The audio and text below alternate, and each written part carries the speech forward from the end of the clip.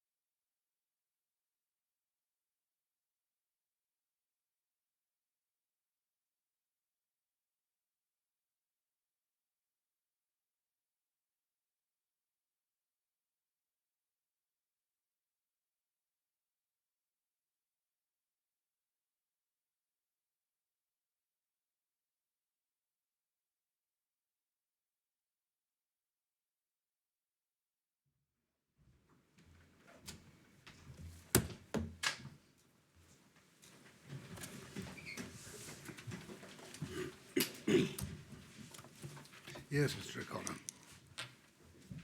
Commander Murphy, before lunch, we were examining what's described in the police report as Journey 1. Yes. the first of the round trips on the Saturday, Yes. and we watched the film.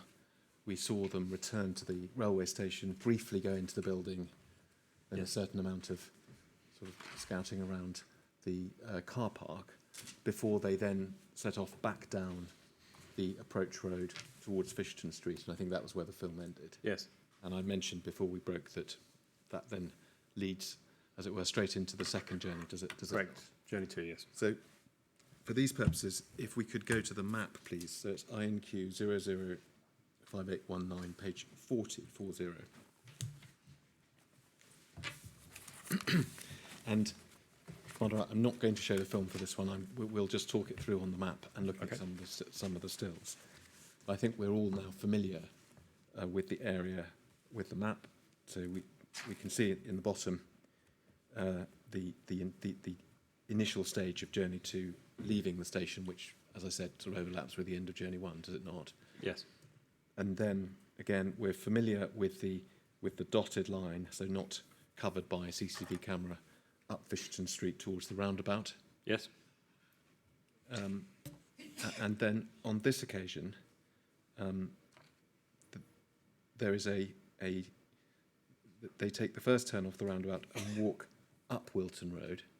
In other words, actually exactly what they did on the first journey. Yes. But whereas on the first journey, they turned round after 100 yards or so and went back to the roundabout in order to walk up Devizes Road.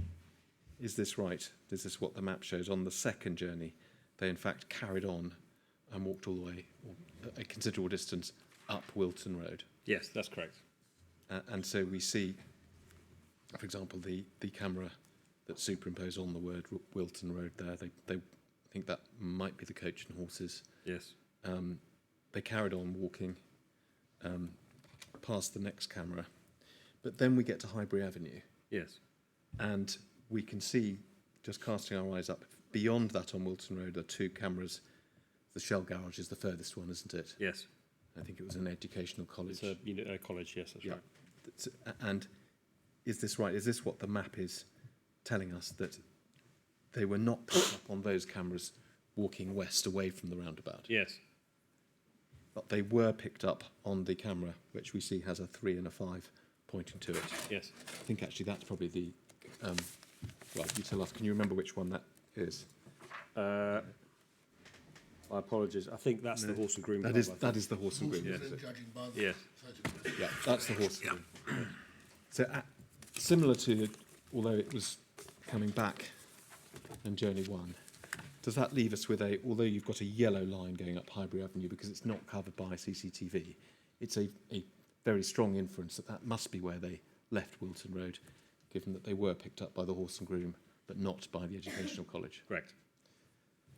And then if we follow, there is then more yellow, and so it's for you to infer where they may have been. Yes.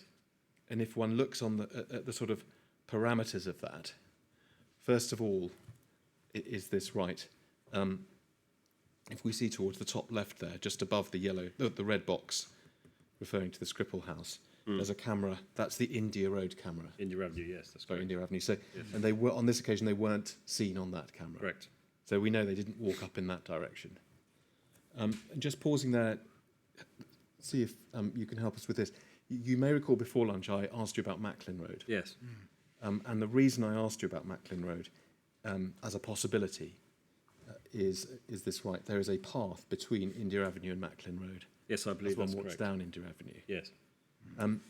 It may well be that, in fact, that the turn-off from India Avenue into that path, which takes you to Macklin Road, is actually covered by the India Avenue CCTV camera. It may be the case, yes. So one can, on Journey 1, and if it's right, also on this journey, one Yes. can exclude the Macklin Road option simply from the lack of any footage or on Yes. the CCTV camera. Yes. Does that at least make... I'm not asking you to be sure of that, but It's does that make possible. sense to you? Yes. So that's another thing we need to check up on, is it, Mr. Murphy? We need to If- check up whether the India Road camera covers whatever the access to Acklin Road is, and secondly, whether the Acklin Road camera Was available on was that day. working and you had the product. Correct, sir. All right. So the one parameter is the India Avenue camera, however much that gives us. Yes. Another parameter is that they do then reappear subsequently at the Shell garage camera back on Wilton Road. Correct. And then just looking over on the left-hand side, actually, could we, that grey box on the very left-hand side has been removed, but what you indicate there is a 15-minute period of time from when they're last seen on the horse and groom Yes. to when they're seen again in the Shell garage. Does that give you an extra parameter to try and understand what they may have done? Yes, in essence, that's us tracking whether 15 minutes is achievable in any of those yellow routes that you see there. That 15 minutes becomes particularly relevant when we move into Sunday as well. Yes.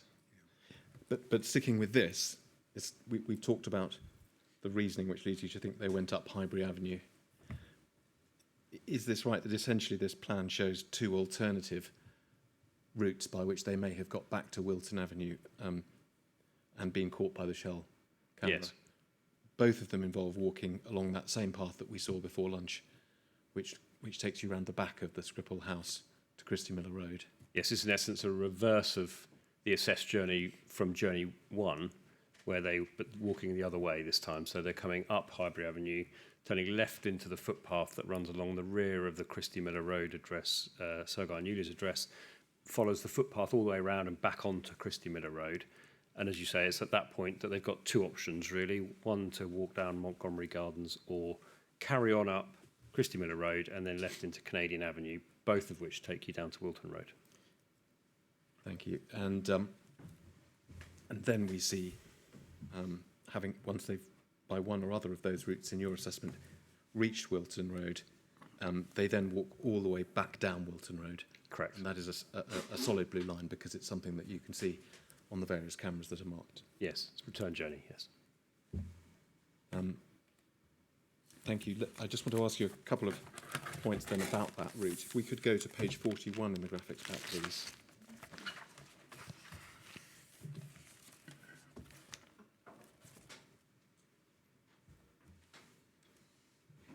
Yeah, so if we could look at the bottom left-hand picture, there we see Petrov and Bosharov walking along. It appears that Petrov is actually looking in that picture straight at the CCTV camera. It does appear so, yes. You may or may not have made any assessments about this, but you talked about a reconnaissance.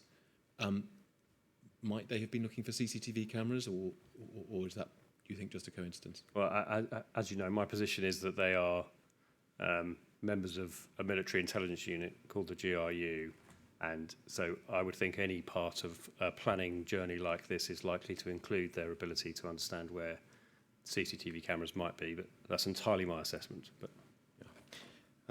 and if we look at next to him, Bosharov, again, another instance perhaps where looking at a phone or device. correct, yes.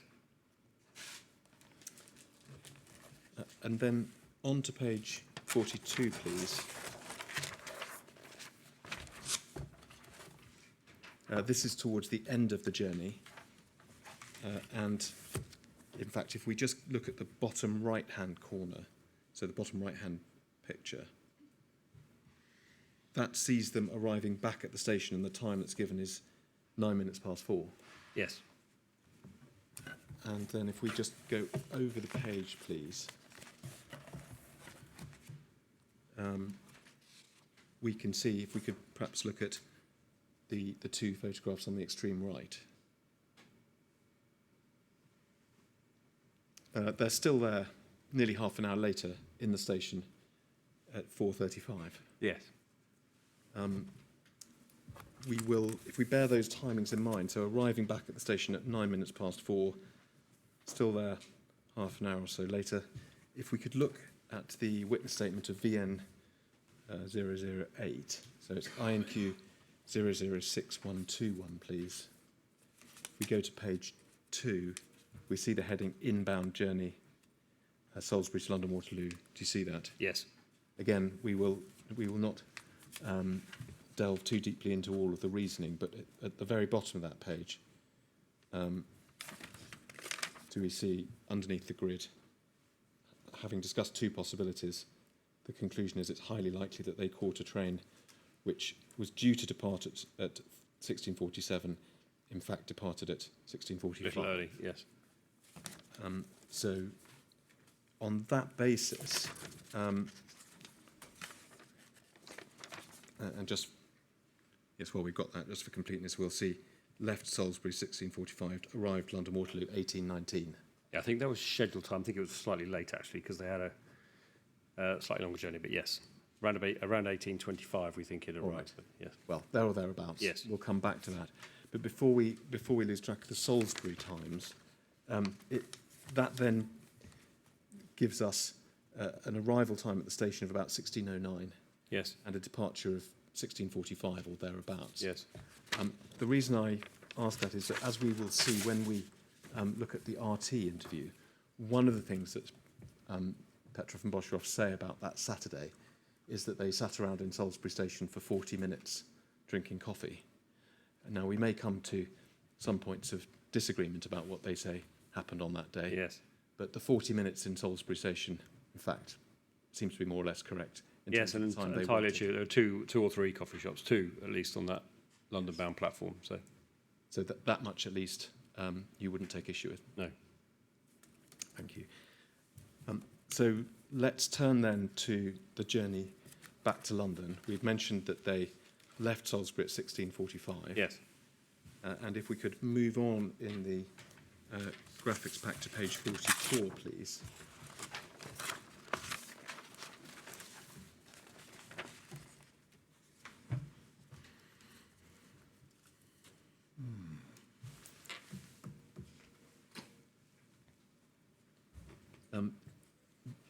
You may recall what we see in the bottom right-hand corner of here is Petroff and Bosheroff's phones, both cell sighting in Waterloo.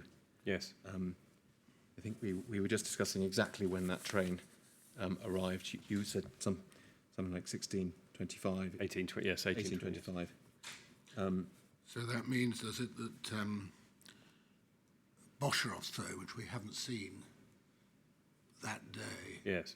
since it was somewhere on the Mile End Road, Yes. must have been with him. Yes.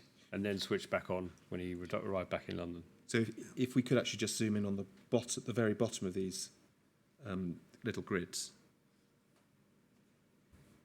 If we look at the first two lines of that, is this right? Both of the phones, the green phone and the blue phone, Yes. cell sighting at Waterloo at 1825. Yes. And in fact, it isn't shown on this map that you mentioned earlier when we were talking about the previous cell sighting, Bosheroff at 8 o'clock, or whatever it was in Yes. the morning in Bow. It in fact had first cell sighted again a little bit earlier than that, hadn't it, as it came through Wimbledon or something like Yes, it would appear to be the towards the end of the train journey from Salisbury into London that the phone came back on. that. Yes, I think my note says between New Malden and Rains Park. Yes, correct. At 1806. But in any event, we see what's perhaps more important for present purposes, they're both cell sighting at Waterloo at 1825. Do you Yes. see that? If we could just zoom out again and now just focus on the third grid up with 3 lines on it. Do we see here that an hour or in fact, within a few minutes, within 10 minutes or so, Yes. of apparently arriving back at Waterloo. Yes. Again, both of the phones are cell sighting in the Bond Street area. Yes. Well, on this case, it's just Bosheroff's phone that's 1837. Yes, The other two are slightly later. you're right. So although we see them both in the schedule, Bosheroff at 1837 Yes. and then both of them at 1909. Yes. If we were to go up to the next box, though, so we've got them both at a similar. So the top one, that's it. There you are. So 1838 and 1840, you have Yeah. both phones. So That's the better one. yes, they are together. So it does show Finally. them together Yes. around about 20 to 7 in the evening Yes. in the Bond Street area. Yeah. So if we hold that thought, and then if we look across at the large box on the left, does this show a series of entries on the brown for Fedotov's phone, Yes.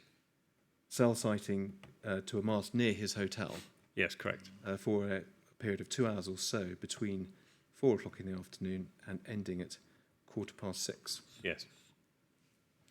And what that when we say ending at 6:15, what do we mean by that? Again, as we've described, really, that just means that it's not connected to the network at that point. So clearly, it could mean that it's been switched off, or it could mean that it's again been put in airplane mode, or at least it's no longer roaming and connecting to the network. Yes. So we can see just from this grid that it was switched on, functioning, and cell sighting for 2 or more hours Yes. prior to 1814, and then at least on the face of it, something's changed. Yes. So the timing then, the time at which that changes is 6:15. Yes.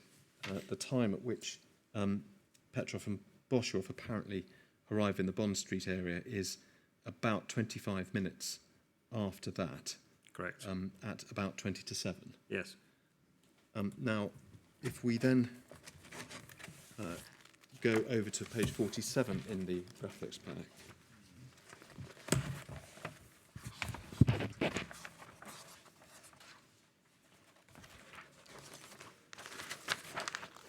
did you, Commander, make an assessment about what happened in Bond Street at around that time on that Saturday? Yes. So much like the earlier assessment of Petrov, Boshoff, and Fedotov meeting in the area of Waterloo before their journey to Salisbury, my assessment of this is that on returning to Waterloo, Petrov and Boshoff then travelled to the Bond Street area, which is much closer to Fedotov's hotel, where they then meet again.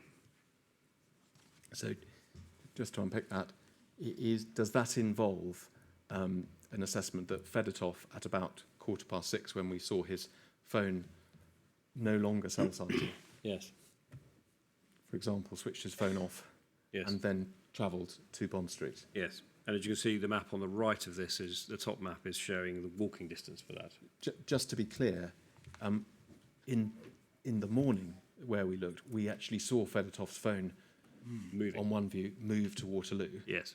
We do not see a similar move of the brown phone. We've moved away from it now, but we did not see that, do we? Correct. So there is no, as it were, positive cell sighting evidence of Fedotov in Bond Street at that time. No, absolutely not. And the difference we see here is, of course, Petrov and Boshorov's phones do move in that general direction. Yes, but the pages we're looking at, how do they assist in this analysis? It's in essence just showing the different travel routes that Fedotov may have taken to get to Bond Street to meet with Petrov and Boshoff, and the associated journey from Waterloo as well. So you see the map overall in London demonstrates how their proximity to each other, or their distance at least apart from each other. The top map is the walking distance from the Dolphin Hotel. Thank you. And shows it's a 25-minute walk. Yes.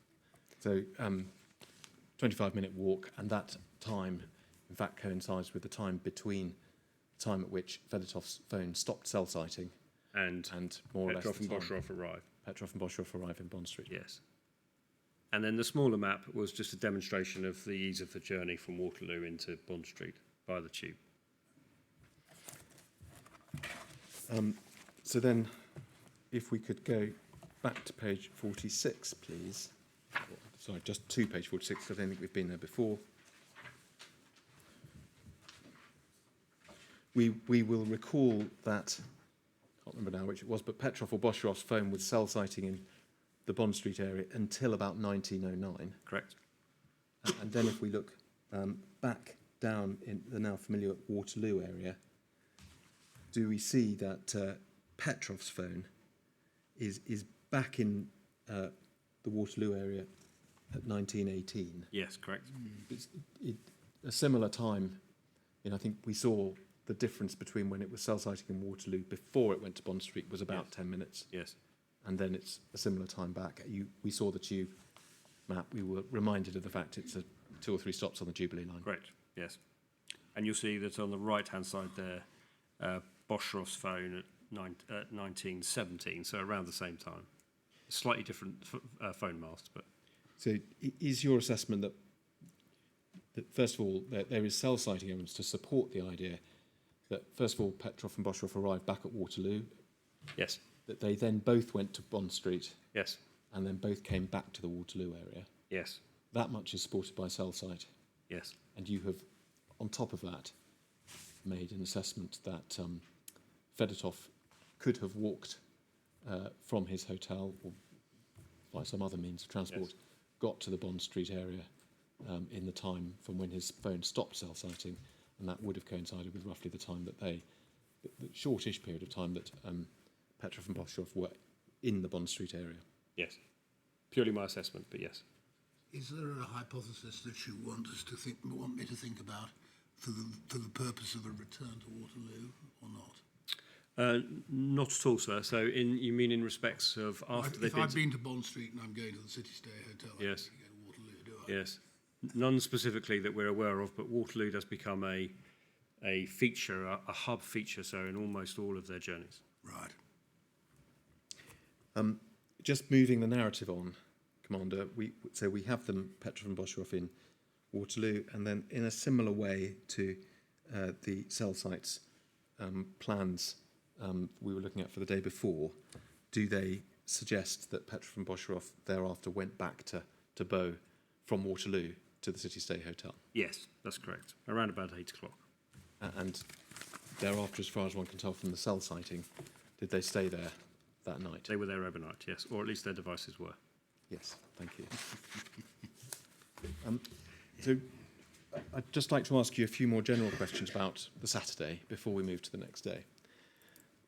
First of all, the total time that Petrov and Boshoff were in Salisbury appears to be about 2 hours and 20 minutes. Yes, correct. So arriving at 14:24, leaving at 16:45. Yes. Second thing follows from the maps we've looked at that they never went to the city centre on that day. No, that's correct.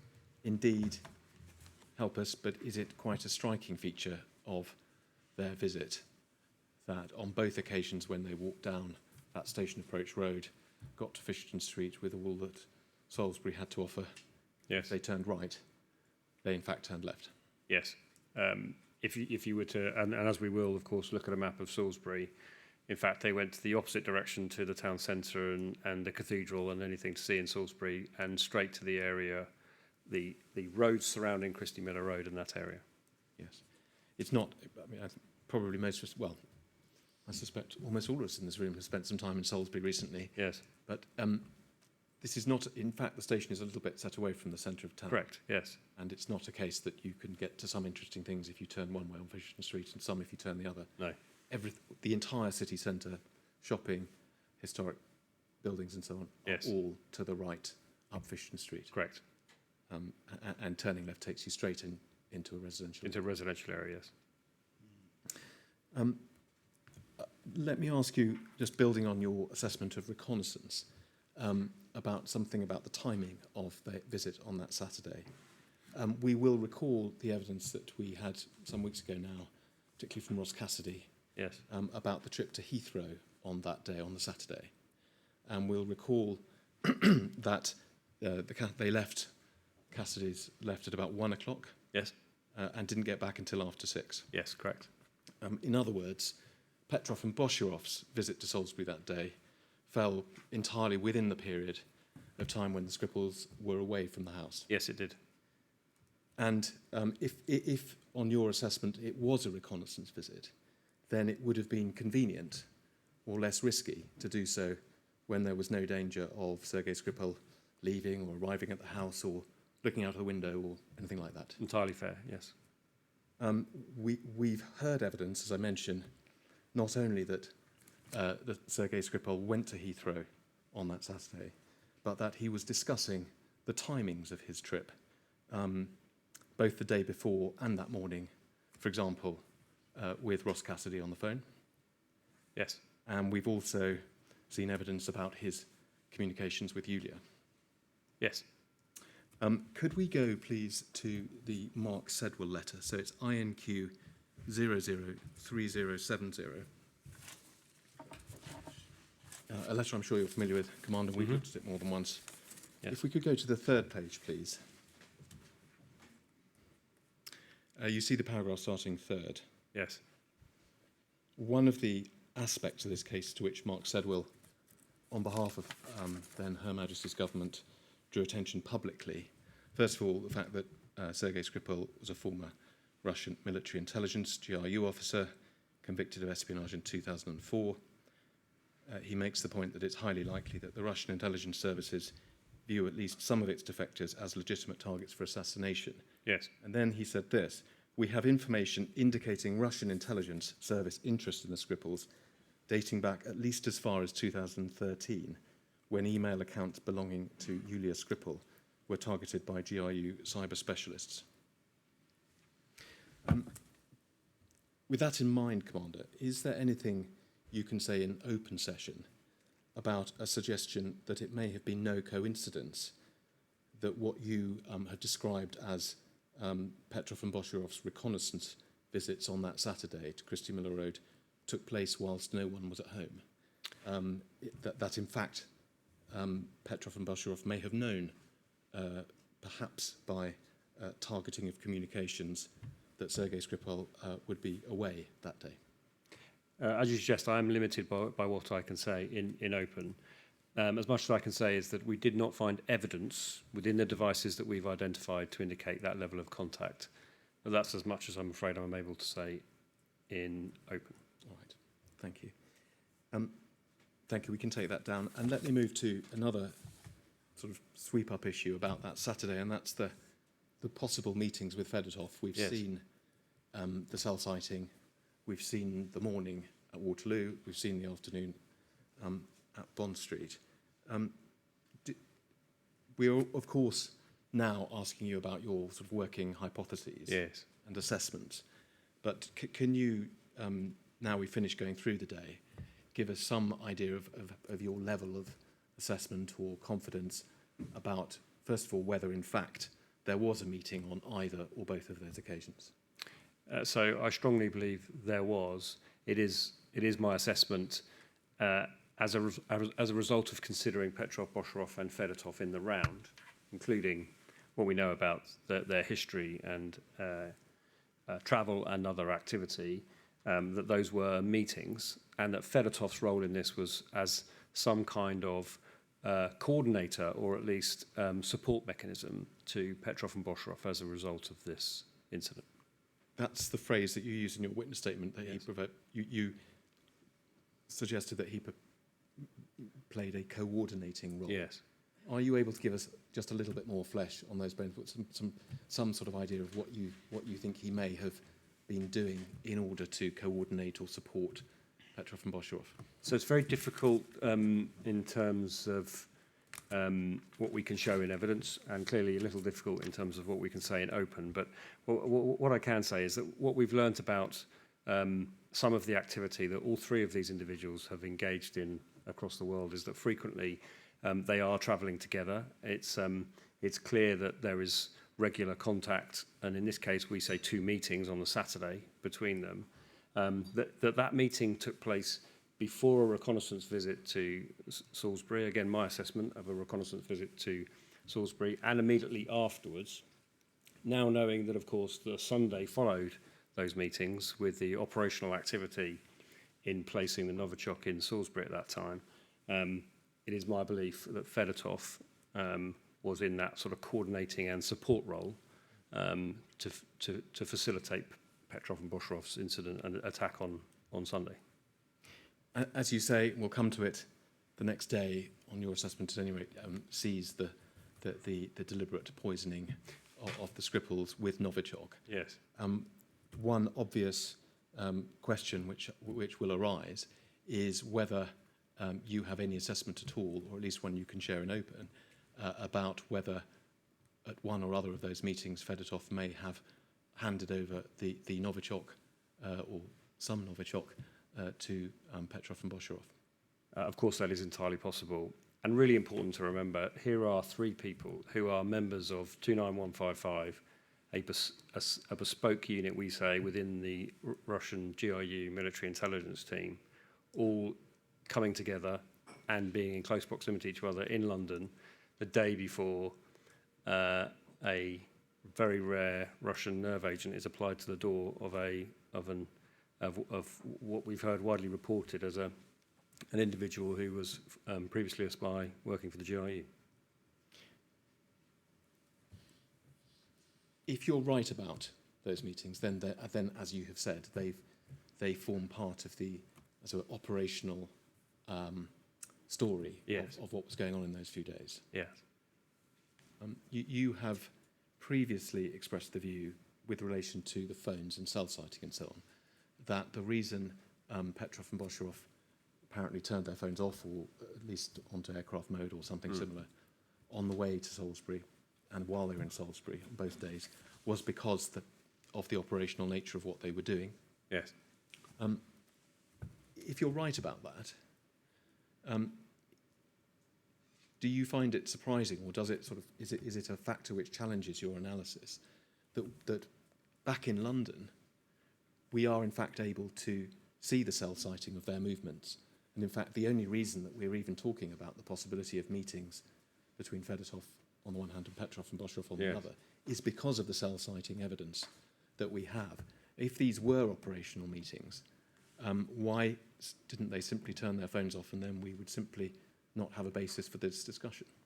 Well, again, entirely my assessment, but I would imagine they were not expecting us to be able to demonstrate them being in Salisbury and being responsible for the poisoning of Sergei and Yulia and the subsequent depositing of Novichok in the way they did in Salisbury that had the terrible effect on Dawn and Charlie. So I don't think they anticipated our ability to be able to put them in Salisbury. And so the London activity might, on the face of it, just have appeared to have been meetings, if they were of any interest to us at all. But clearly, in the broader circumstances, they were absolutely of interest to us. Their frequent operational travel together and association, it just seems fantastical to me that they would all three be in London at the same time for a short period over one weekend, and appear, at least on the basis of the cell site we've spoken about, appear to meet before and after what I say is a reconnaissance visit. The day before, significant operational activity in Salisbury. Yes, that's a different question, I think. Sorry, sir. I'm not saying you're wrong, right or wrong, Mr. Murphy. I shall have to think about it, but it's a different question, I think, from the question, if they're professionals, why haven't they switched their phones off? That's a question probably only they could answer, sir. But for my assessment of it, it's genuinely the remoteness of their activity in London seems separate and distinct from their activity in Salisbury. So it makes sense to me that operationally deploying to Salisbury for operational activity in the way that they disconnected their phones so that it was not as easy for us to track them.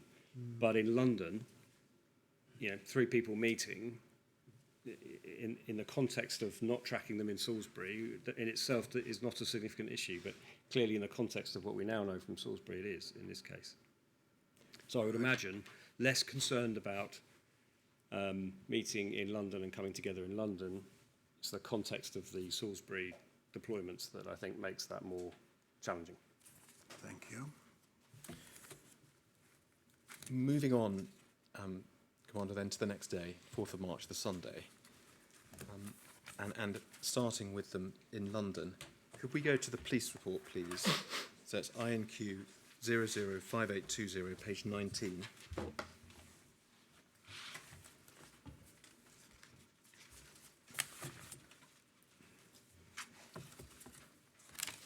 And starting with paragraph 52, this paragraph relates to Fedotov, does it not? Yes, it does. And essentially, that morning, Fedotov left his hotel, went to Heathrow. Yes. And we see there that his flight was scheduled to depart at 1:30 in the afternoon. It actually was a bit late. Yes. But there's nothing else to say about Fedotov's activities that morning. He went to the airport Yes. on a plane. Yes. We will see some footage of his departure later, along with the departure of the other two.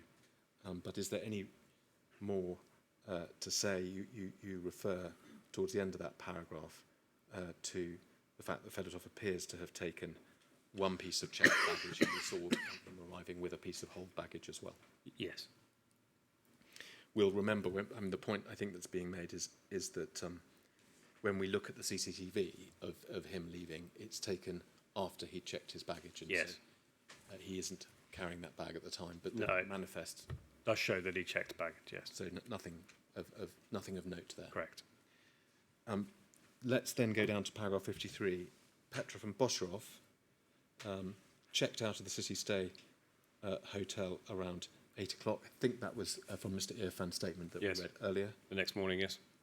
And you record the fact that Petrov's cell site data indicate they again travelled to Salisbury via Waterloo Station, and Yes. we'll go to the cell sighting in a minute. But we'll note that Bosharov's device did not connect to the network between 6 o'clock in the morning and 16:21. Yes. So a similar pattern to the day before, Correct. with Bosharov's phone being switched off for a lot longer than Petrov's. Yes. At least disconnected from the network. Yes, I keep using that. So that's term, switched fine, off, that's but fine. we will all remember what you said, that it might have been switched off. Yes. It might have been on, but disconnected in airplane mode. Yes. And So indeed, we saw some. In both cases, you've got one of these people carrying a phone which is active. Yes. Just remind me which one it is. Is it the phone that's been entered on the visa application? Yes. It is. It is, sir, yes. So it's Petrov's phone. The phone, it featured in 2 separate visa applications.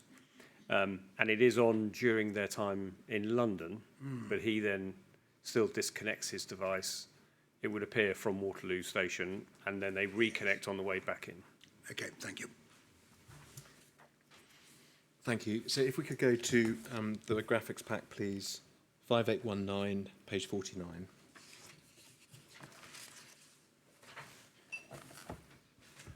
And if we could zoom in on the larger plan. Again, various things which we're becoming familiar with now, Commander. Yes. First of all, the top right, we see the solitary green entry, Bosharov's phone, cell sighting at, or rather connecting at 6:05 in the morning.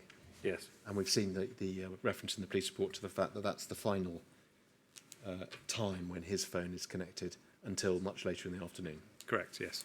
So after that time, we are focusing solely on Petrov's phone, and similarly, we can see his phone appears to be in the same place as Bosharov's in the early part of the morning, and then these other cell sites, in summary, does that show Petrov's phone Yes. moving towards Waterloo? It does, yes. And we assume that both Petrov and, in fact, Bosharov were together. with Yes, it. correct.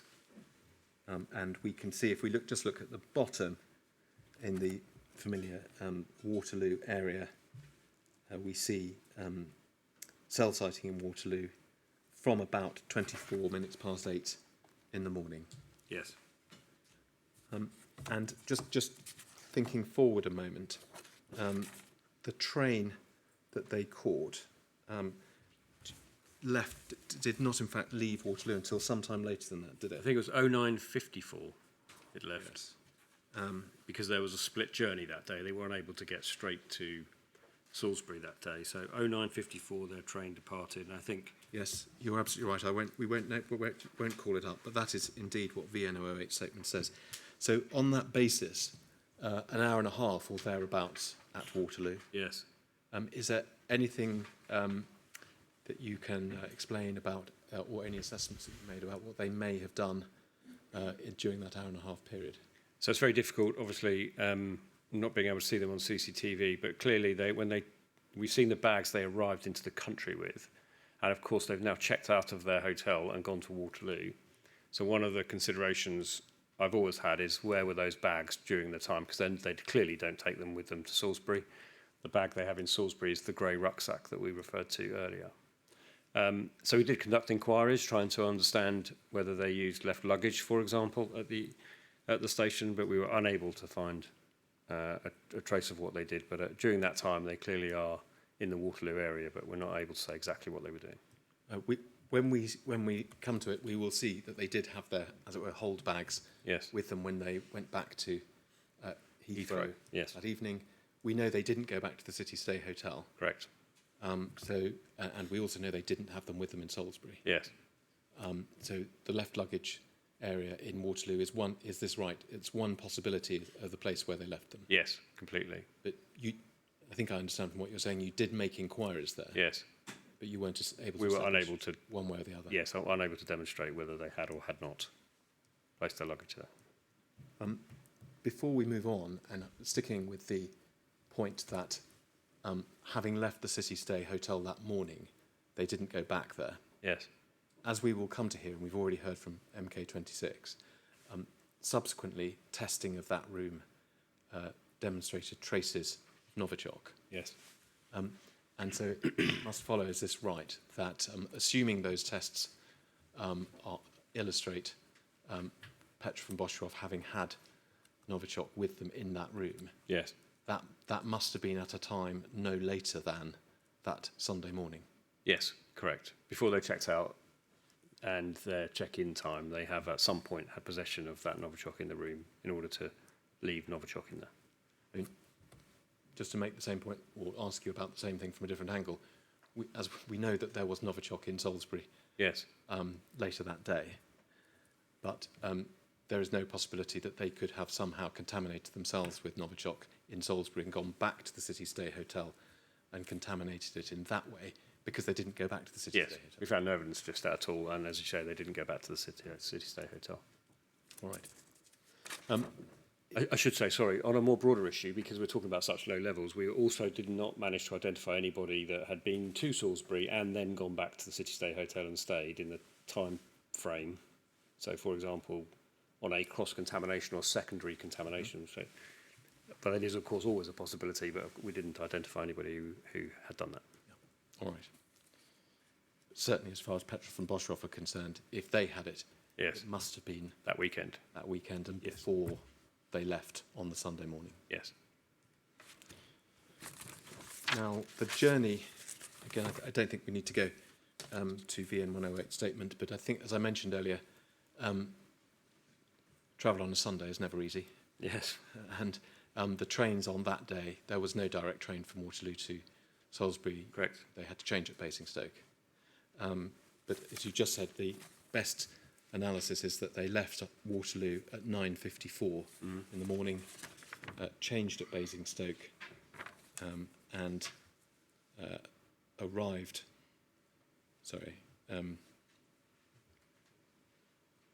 There's an 11:07 train from Basingstoke Yes, and arrived at 11:44 in Salisbury. thank you. You're ahead of me. So we have them at Salisbury at 11:44. Yes. Could we then go back to the graphics pack? So INQ 005819, page 51.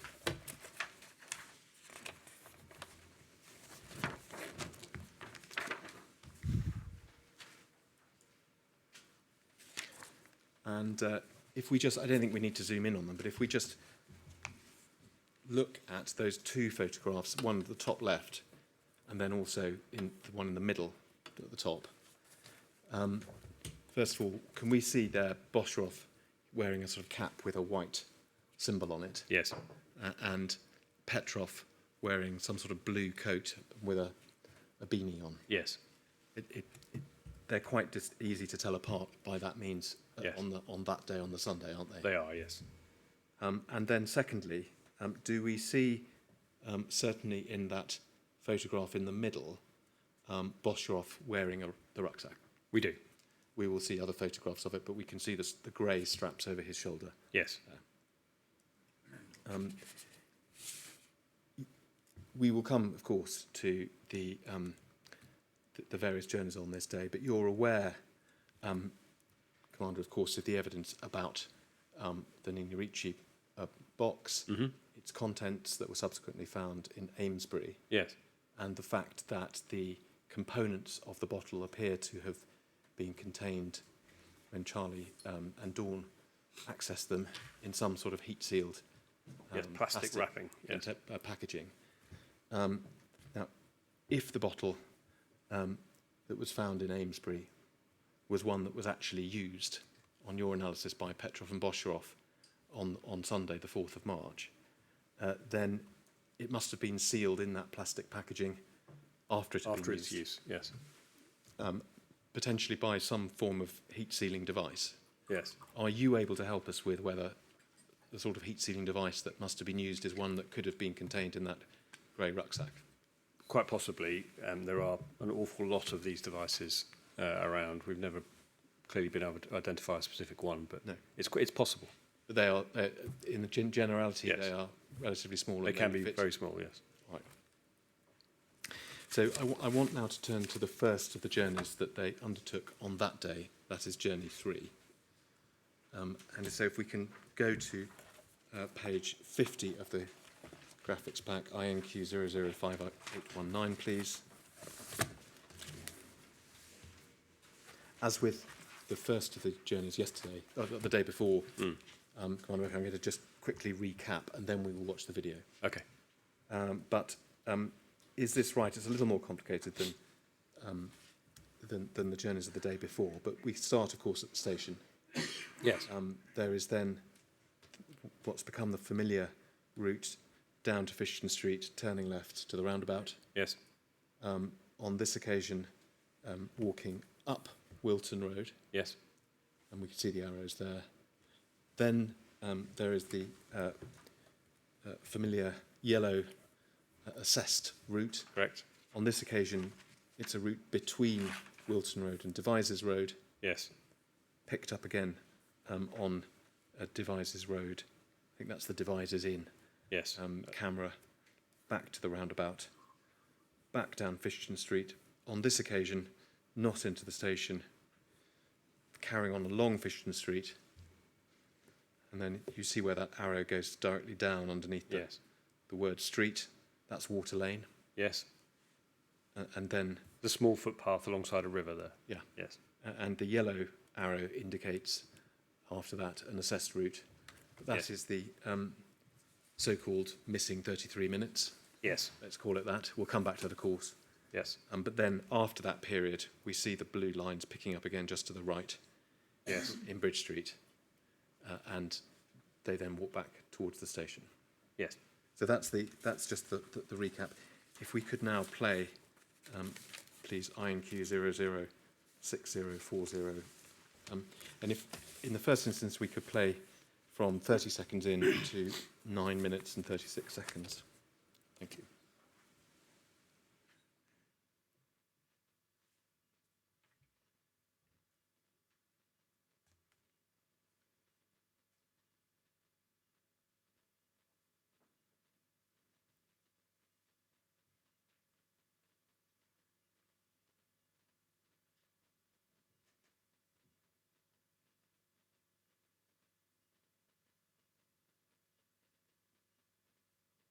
On Sunday, the 4th of March 2018, Ruslan Boshirov and Alexander Petrov arrived at Salisbury train station around 11:45 and exited the station car park onto South Western Road.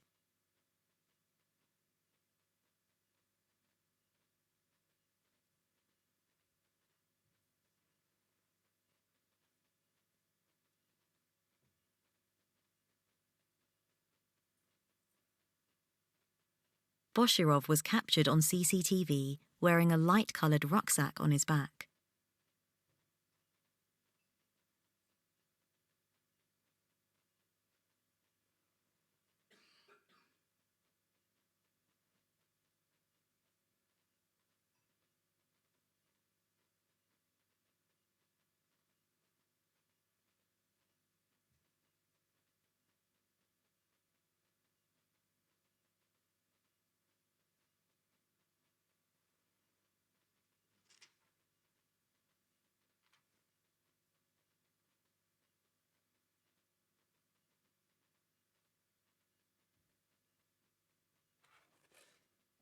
The suspects were captured at the junction of South Western Road and Fisherton Street at 11:47.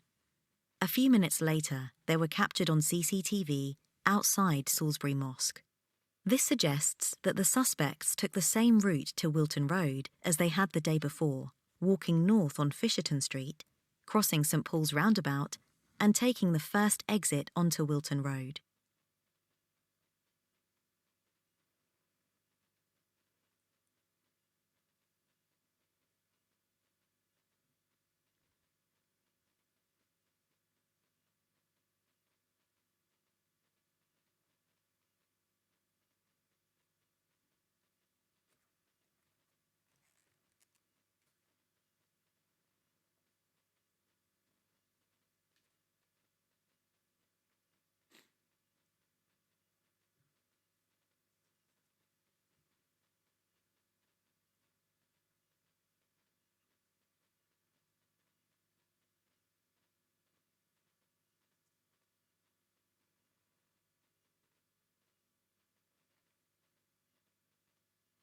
the suspects walked west on Wilton Road, passing Salisbury Medical Practice, the Salisbury Law Courts, and the Horse and Groom Public House.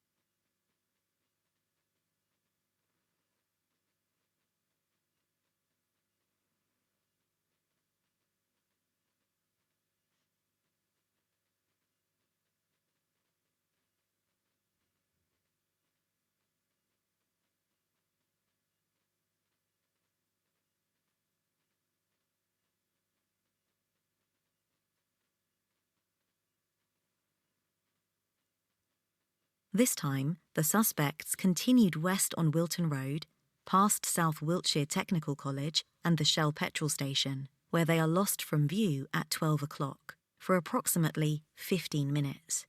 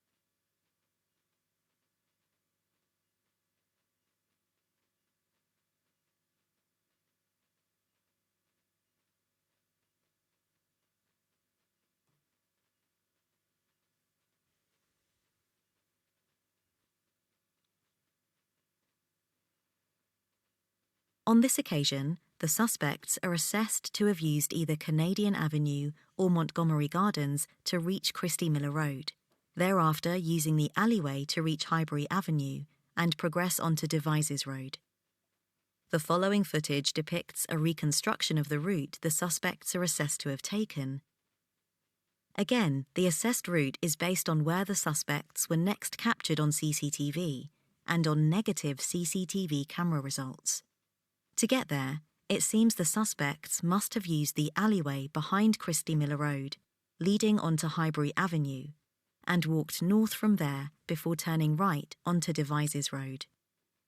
This assessment of the suspect's route is informed by the fact that footage seized from India Avenue and Macklin Road was reviewed by police and did not show the suspects at the relevant time, meaning the suspects could not have taken these routes to reach Devizes Road.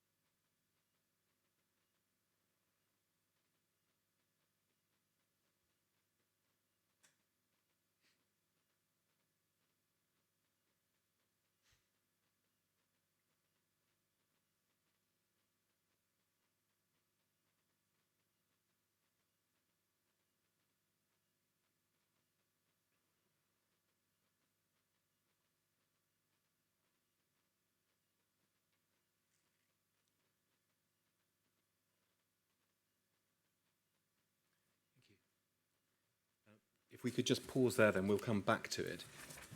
But just reflecting on the part of the journey that we have just been reviewing, Commander, if we could go to the map. So it's INQ 005819, page 50.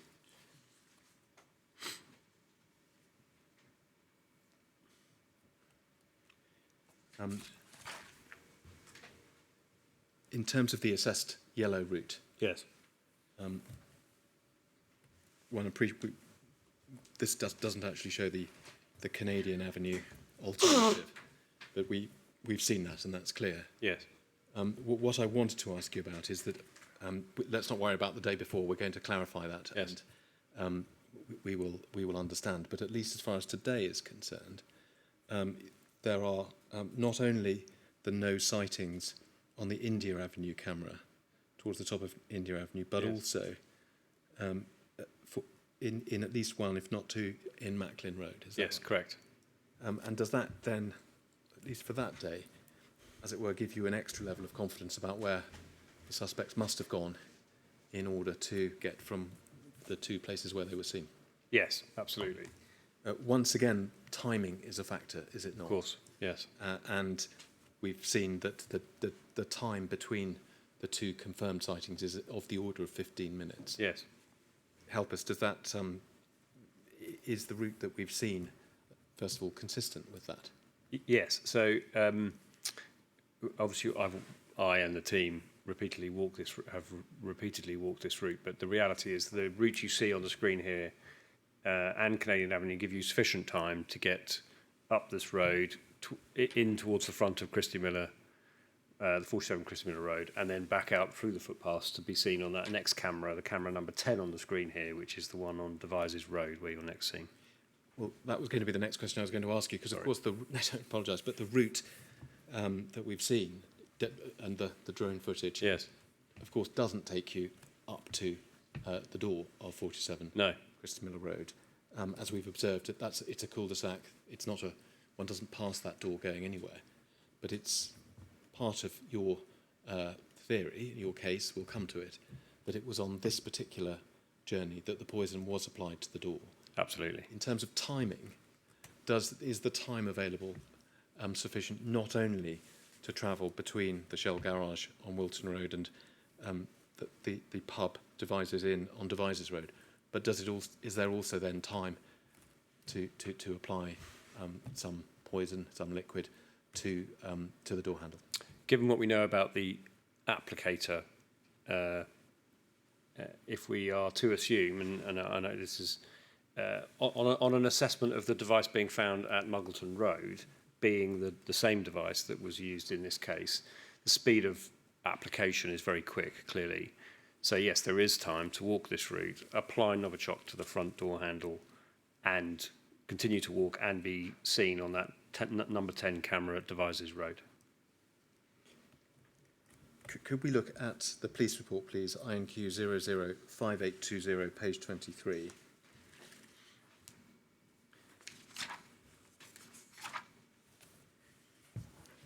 And paragraph 57. Here in black and white, Commander, is the sort of core assessment. Yes. Your assessment that the suspects must have deposited the Novichok on the Scripple front door handle during that 15-minute gap we've just been discussing between 12 and 12:15, journey 3. And we know that Sergei and Yulia Scripple were inside during that period. They were, yes. Are you able to say, it may or may not matter, is 47 Christy Miller Road about halfway on that route? Is it? I think halfway is about right, actually, yes, because you have to walk up the footpath, then Montgomery Gardens to get to the front of. It's probably a little less than halfway, and a slightly longer second half of the journey to get it to walk away from the address. But We will come to see, of course, that this is journey 3. There Yes. was a journey 4. it was. And we will see the similar yellow assessed route that Petra and Boscherov were back in Christy Miller Road later on. Yes. Given that, why are you confident, or tell us how confident you are, that the poison was applied on this occasion rather than the later occasion? So on this occasion, timing works very well, including the details of their route, so where they're seen on the last camera and before there's the assessed route and the next camera that confirms their walking distance. We know Sergei and Yulia were in the house at this point in time. During their second visit, as we'll come to, Sergei and Yulia were departing the premises at that time, and so there was more activity around the time of that departure.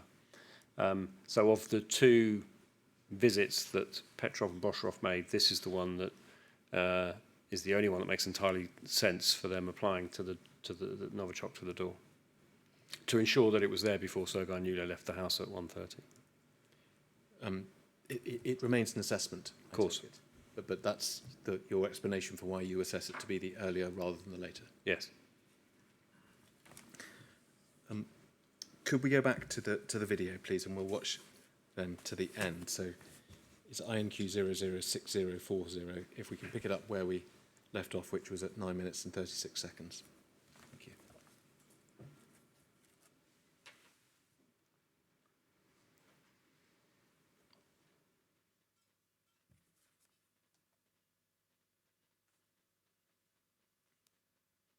The suspects were next captured on CCTV by a passing bus just before they reached the Devises Inn. From there, footage shows the suspects continued southeast along Devises Road, which leads into Fisherton Street.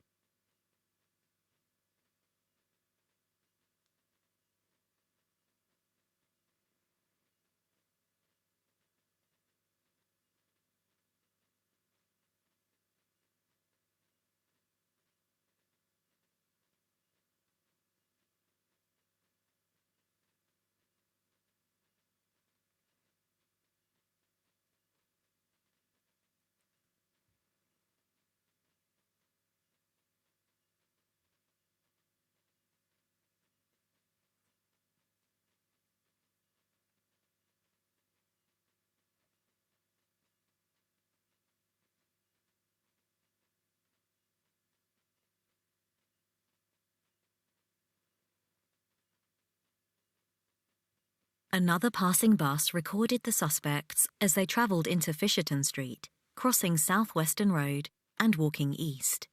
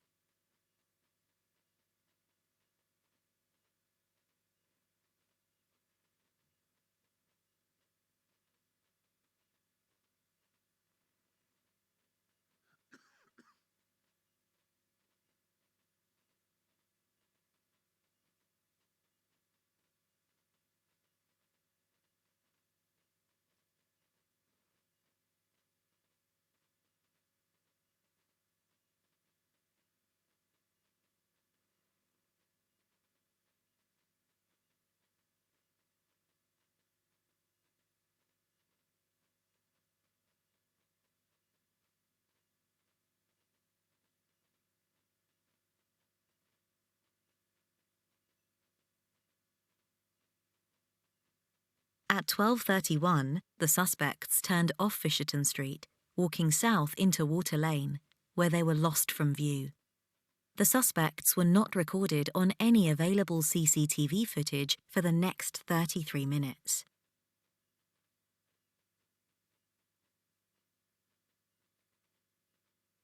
There is no coverage of the suspects between 12:31 and 13:04 on the 4th of March 2018.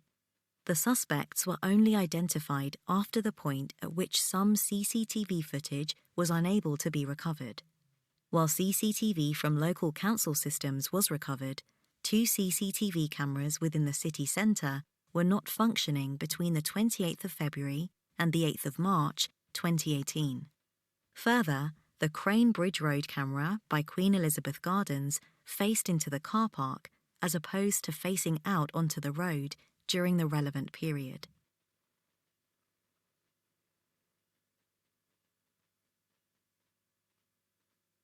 At 13:04, the suspects walked north on High Street towards the junction with Bridge Street and Silver Street. By this point, the rucksack has changed hands, with Petrov now carrying it on his back.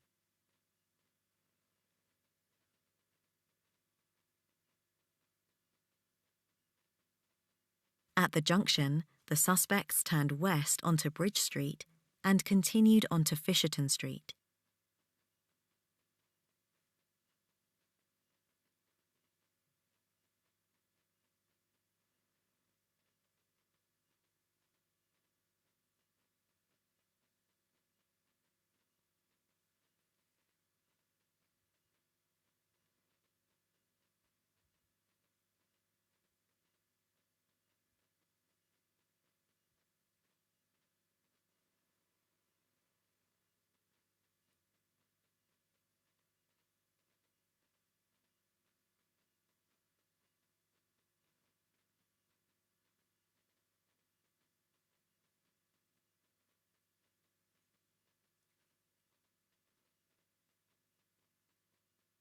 They paused briefly on the bridge by Salisbury Clock Tower, where Petrov appears to have taken a photo. The suspects then continued west on Fisherton Street, passing a number of CCTV cameras.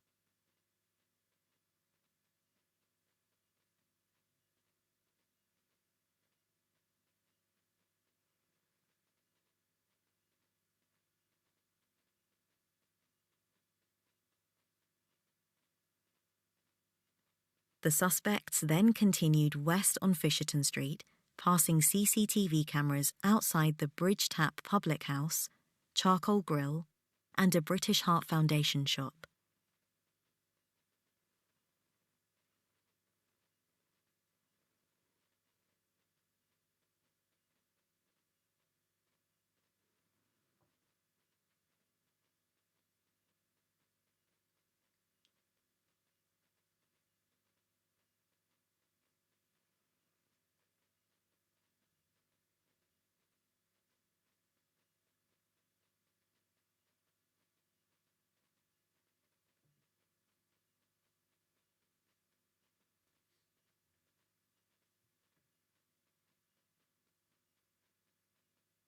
The suspects paused outside a stamp shop on Fisherton Street, looking at the window display.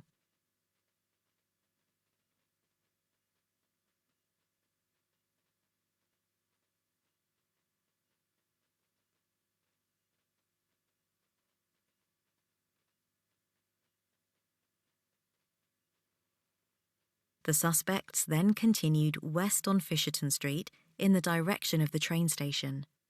They were recorded by CCTV cameras outside City Hall at 13:08.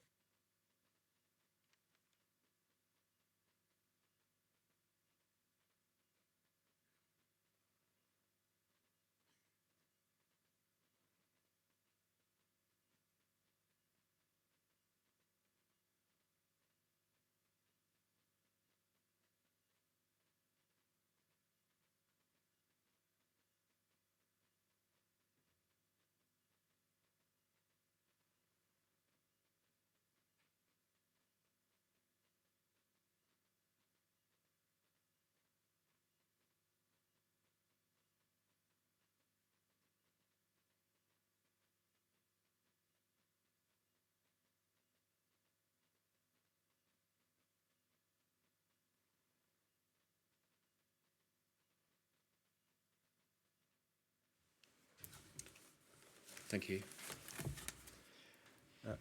How far do they get with that last part of the walk? So Journey 3 pauses there, sir, It pauses there. because Journey 4 then commences, which is their return to the home address. So Yep. that CCTV is the end and pick-up point. Yep. Commander, I'm going to ask you a few questions about what we've just seen, and then I may suggest we have a short break. The questions that I will have are in the main about what I described as the missing 33 minutes. Yes. And can we take it that you and your team have spent a considerable period of time thinking about what may have happened during that period? Yes. Could we look, please, for this purpose at one of the maps in the graphics pack. It's INQ 005819, page 57.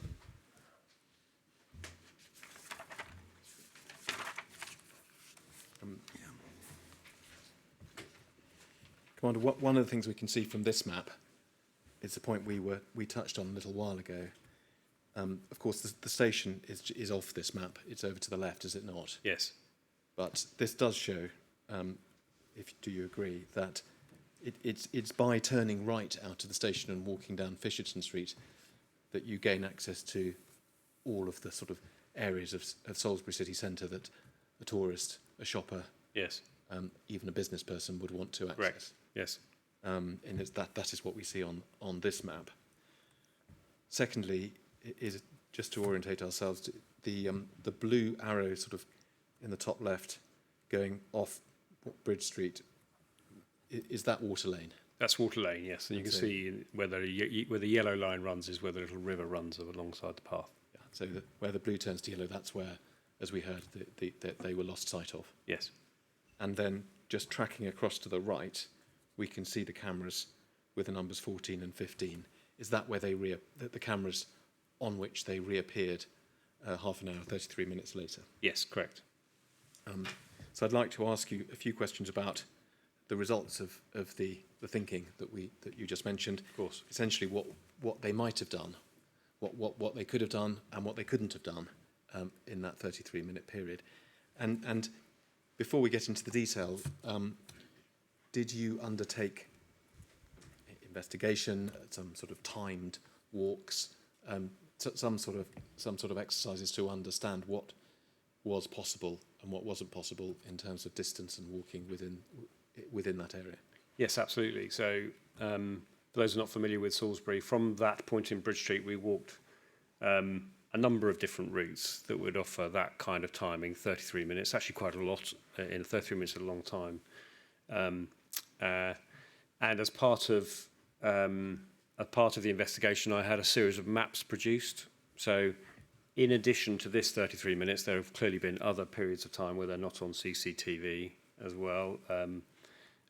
Certainly immediately after my assessment of them attacking the front door, there have been other periods. And of course, after the next journey, they then travelled to London. So one of the things I did do at the very early stage of this process was to compile maps that showed all the areas in which they were not on CCTV, but we can assess that they travelled. So whether that's by their train journey, whether that's by CCTV or the cell site.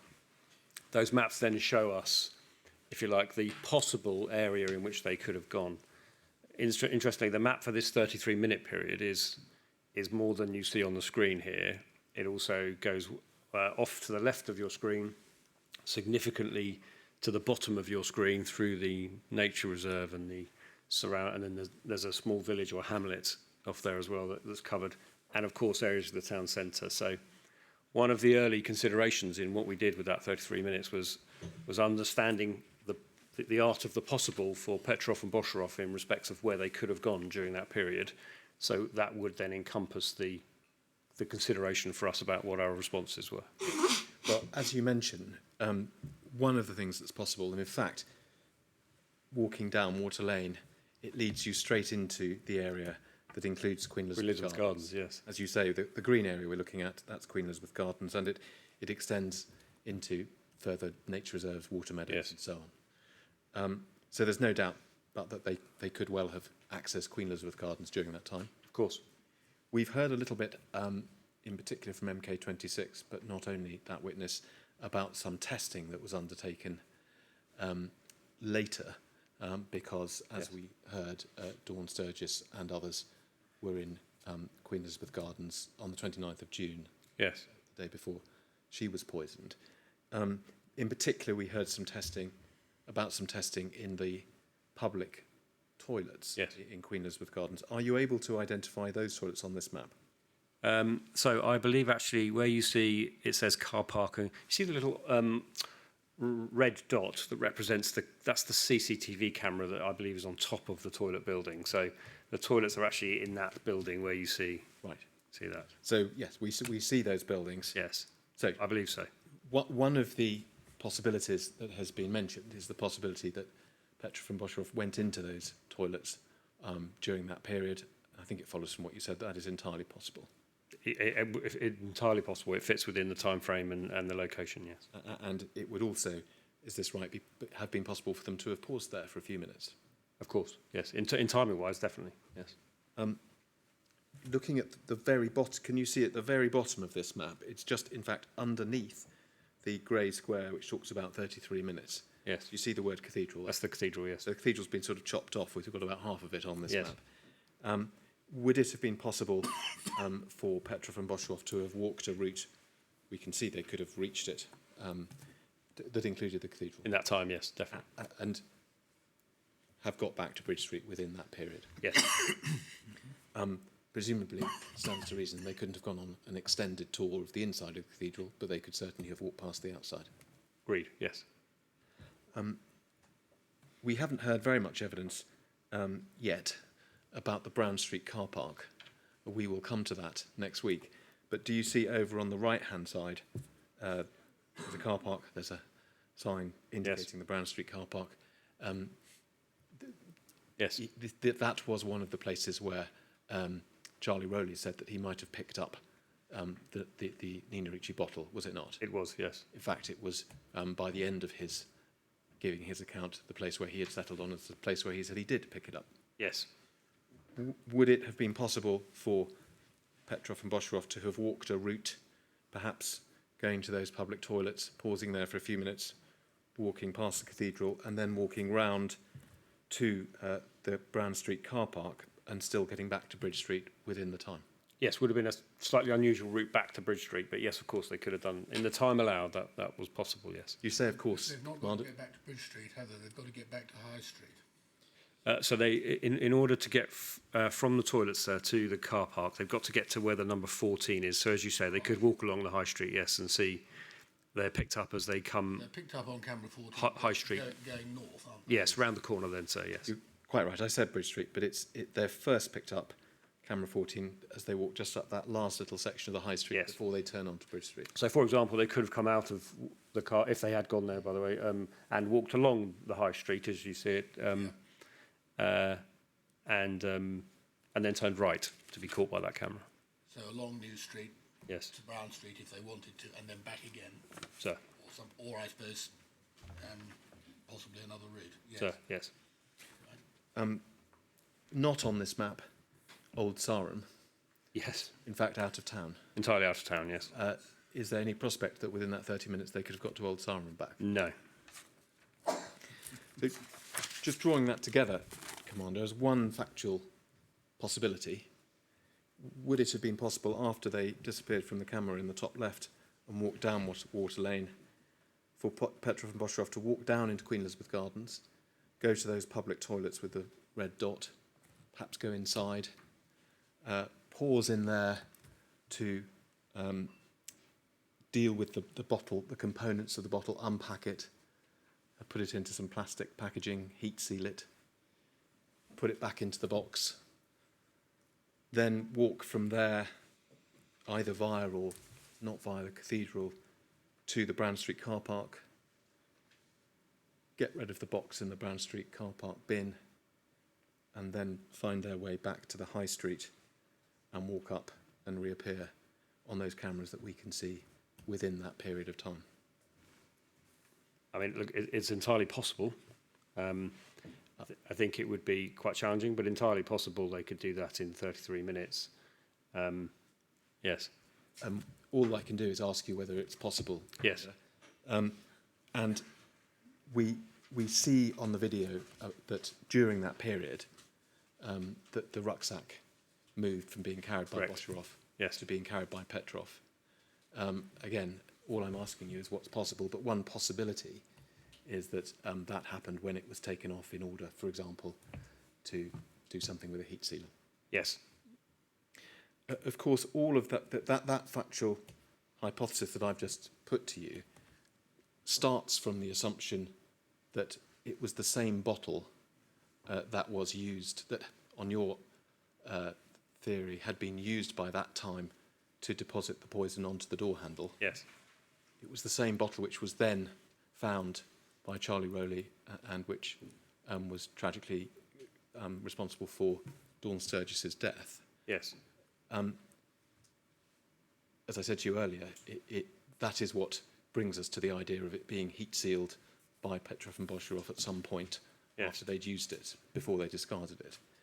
Another possibility, is this fair, is that the box that was found by Charlie Rowley, heat sealed, packaged in the plastic packaging, heat sealed in the box, was not the one that was used by Petroff and Boscherov, and therefore one doesn't need to get into these ideas of them carefully heat sealing a bottle that was then found by Mr. Rowley. Is that fair? Yeah, I think that's fair. We've always said that we, I think you've heard from others giving evidence as well that I have a strong assessment this is the same Novichok. But I don't think we can ever discount the fact that there may have been another. And it's one of the reasons why the public health advice continued to say, if you didn't drop it, don't pick it up. But at the latter part of this operation is because we can never discount the fact there may be a second one. Yes. Yes, thank you, Commander. So I'm going to move on to Journey 4 now. We're doing well for time. May I suggest we have a short break before we finish this part of the evidence? Certainly may. 3:30, please.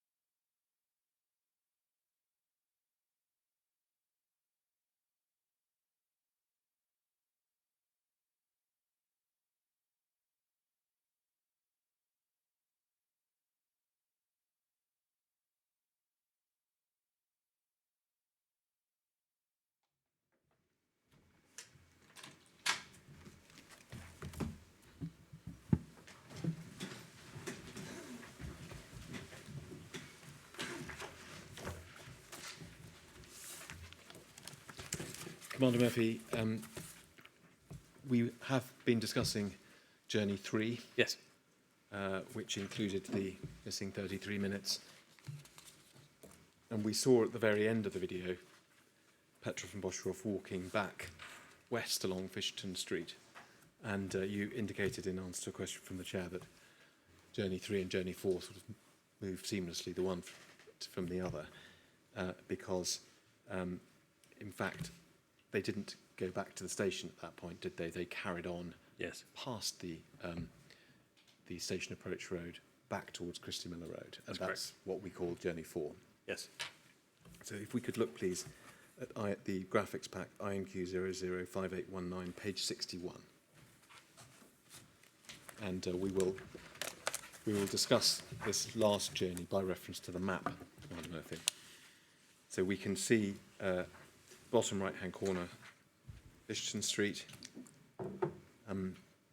As we've said before, the journey now familiar between the end of the station approach road and the St Paul's roundabout, the dotted blue line, yes? Yes. Fisherton Street, yes. And then, is this right, on this occasion, again, the outward journey towards Christie Miller Road is taken up Wilton Road, Yes. the various cameras along there. And whereas previously they had carried on past Highbury Avenue up towards the Shell garage, on this occasion they're picked up by the Horse and Groom, that's number 4, Yes. but not by the Educational College or the Shell garage. Correct. The two red, purple circles beyond it. Yes. So we've come across this point more than once before, but that yellow line going up Highbury Avenue is a, well, you tell us, but is it in fact a strong inference, given that they were seen at the Horse and Groom, but not at those subsequent? Yes, and or where you see the purple dots at the top of the screen, Devizes Road cameras as well, and the Macklin Road cameras. So, yes, that's as a result the strong assessment in the yellow area. Yes. So the Highbury Avenue, the assessment that they turned up there Yes. from Wilton Road is the Shell Definitely. garage. Yes. But then in terms of where else they went, as you say, we can see the Macklin Road cameras and the India Road camera. That's the one at the very top, Yes. towards the left. And also, so the three purple ones on Macklin Road and India Yes. Avenue, do those very much restrict the area where they could have gone in that sort of quadrant? Yes. Tell us about the circle on Devizes Road at the top there. That says poor view. What dot do we get from that? I believe that's another camera that just has a view up that top of the road, but when it says poor view, it's not a sighting. It's just that I don't think it was a particularly good camera. I see. But in any event, they weren't seen on it. No, correct. Well, does poor view mean they in theory could have been there but not spotted, or not? Not to my understanding, sir. No. So there we have it. And the assessed route, just so we understand, north up Highbury Avenue, Yes. and then taking that path that we've now seen more than once on the drone. Yes.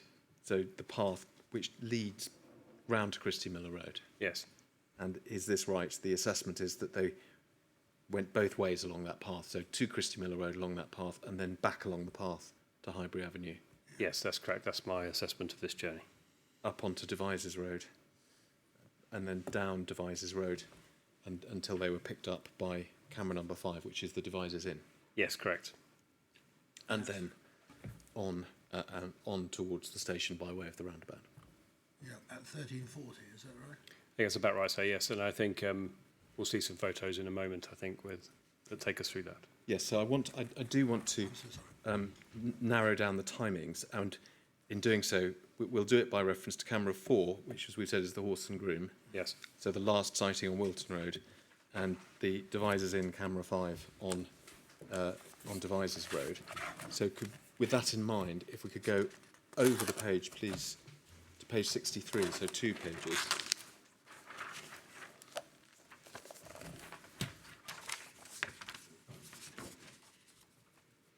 And if we could just look at the 3 pictures on the right-hand side, one on the column. fact, it's the top two. So the horse and groom at 13:23, Yes. and the Devisers in at 13:40. Correct. So 17 minutes apart. Yes. Actually, quite similar period of time to the missing time on journey 3. Correct. In fact, on all days where we've seen them in that assessed area, it's always been around about 15 to 17 minutes.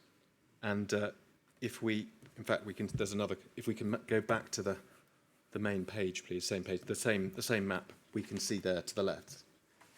So 17 minutes between cameras number 4 and 5. Yes. Very roughly, if the last sighting, the horse and groom, is at 13:23, roughly what time would that lead to them arriving at Christy Miller Road, would you say? Very much around 13:30-ish. Yes, so it's just a little bit Yes. less than halfway, Less than in halfway. the entire journey, all the way down to the... But to accommodate the walk around the footpath as well, that's probably around about 13:30, 13:31. Yes. And you've mentioned already this afternoon, Commander, and we should not lose sight of this fact, that was very much around the time that the Scripples were leaving to drive down into Salisbury. It was. Well, we've got a timing for them on India Avenue, haven't we? Well, indeed, sir, and I was going. I was going to go there in just a moment, but I wanted to remind you, Commander, first of all, of the evidence that we looked at. I think in fact it was in Yulia's interview transcript. She described the process of her and her father leaving the house that morning. In fact, possibly not unlike many parents and children leaving the house. It was a slightly protracted exercise. It was, yes. And Sergei walked out of the door and went and sat in the car while Yulia, I think, was still drying her hair. Yes. And she joined him several minutes later. Yes, that's correct. So it wasn't a sort of clean exit. He was outside for about 5 minutes. They were in the process of leaving for a few minutes. Yes. And apart, in terms of the exact timing, as the Chair mentions, we can go to page 67. In fact, could we just go back to the page before, so 63, just before we do that?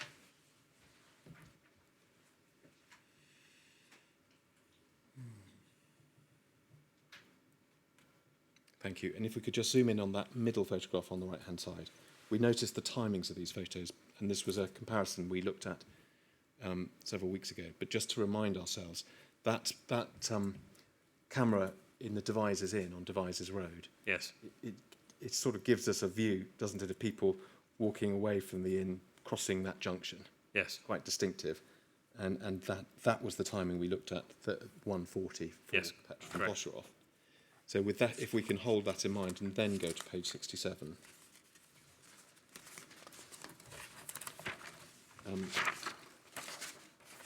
And if we look at if we can look at the right-hand side, we see towards the bottom the same picture or the same area, the Devisers Inn footage of the Scripples driving past the Devisers Inn at 1:35, Yes. and then just above it, obviously a couple of minutes earlier, driving along India Avenue at 1:33. Yes. So that would, knowing what we know about the map, it would give a time of them actually driving away from Christy Miller Road. from Christy Miller Road a minute or two earlier, Yes. 13:30, 13:31, 13:32, Yes. and Sergei sitting in the car a few minutes before that. Correct. So that really does coincide quite precisely with the sort of time that you would that you have suggested Petrov and Bosherov would have found themselves Yes. in Christy Miller Road, assuming they walked that route that you have assessed with Yes. the yellow marking. Correct. With those timings in mind, a wider perspective, thinking about Petrov and Bosherov's 2 visits to Christy Miller Road that morning, the first visit, comfortably before Yulia and Sergei left to go out for lunch. Yes. The second, as it would seem, Coincides. just in time Yes. to witness them leaving. And going back to some of the questions I asked you earlier today about the Saturday, we've heard evidence that Ross Cassidy and Sergei had a phone conversation that morning. Sergei said that they were going to have lunch in Salisbury. They talked about the timing that Ross's son might come to fix the shower. You'll recall Ross Cassidy invited Sergei to have a drink later at the railway club. So there had been a discussion about the planned timings of that day. Yes.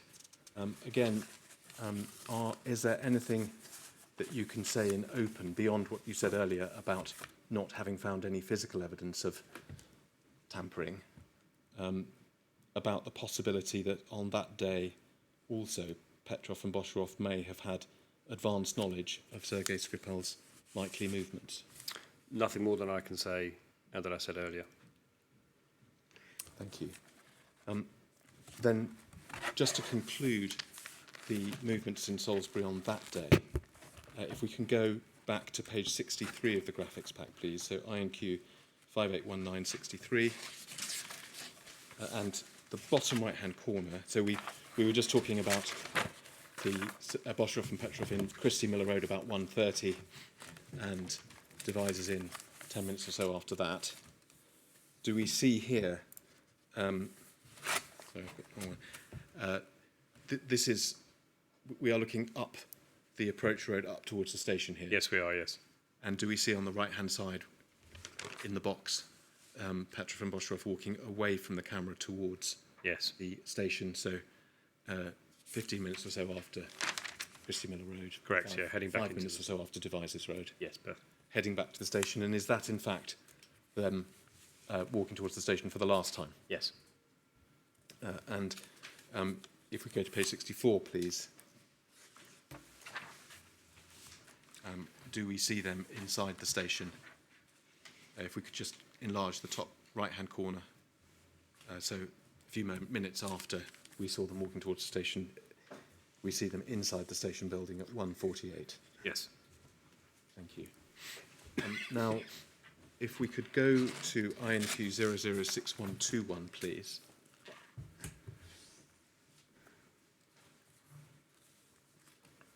And go to page 3.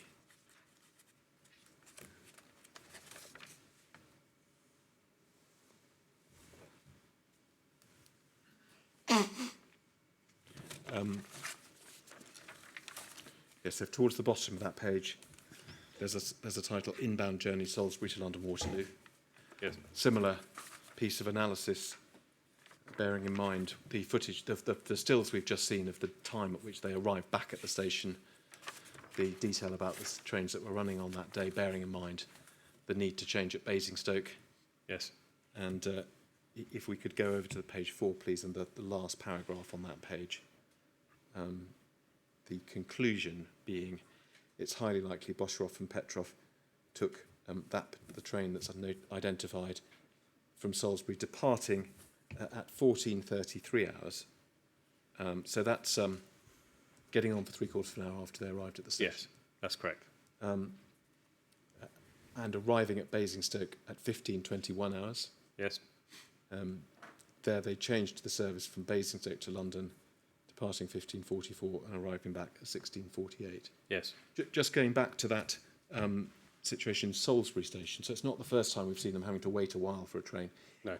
Is it possible that they left the station during that time?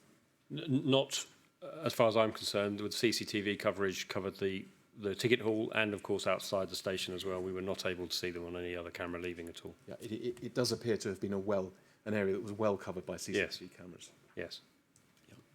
So apparently they waited within the station for that time. Yes. And arrived back at London Waterloo at 16:48. Yes. Thank you. If we could then go back to the graphics pack, so 5819, page 77, please.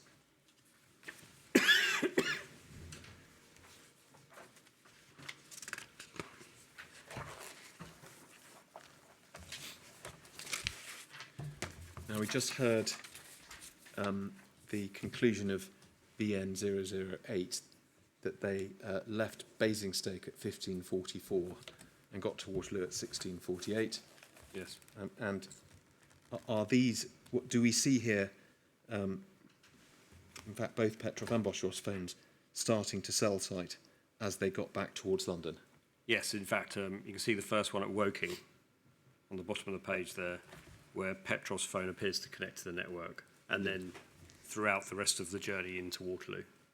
And I think that these cell sites records were one of the things that VN 008 would have taken into account in working out which trains. Absolutely, yes. But a cell site in Woking at 16:05 would be consistent, would it not, with having left Basingstoke 20 minutes or so earlier? Yes.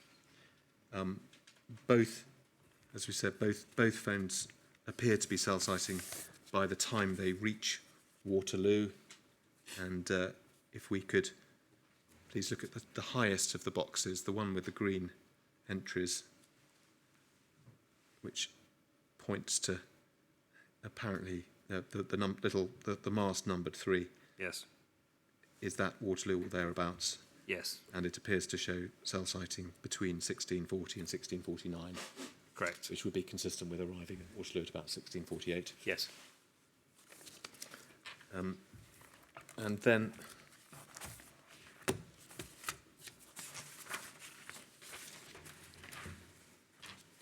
if we could just hold that time in our mind. So in Waterloo at 1648, and then go over the page, 2 pages to page 79.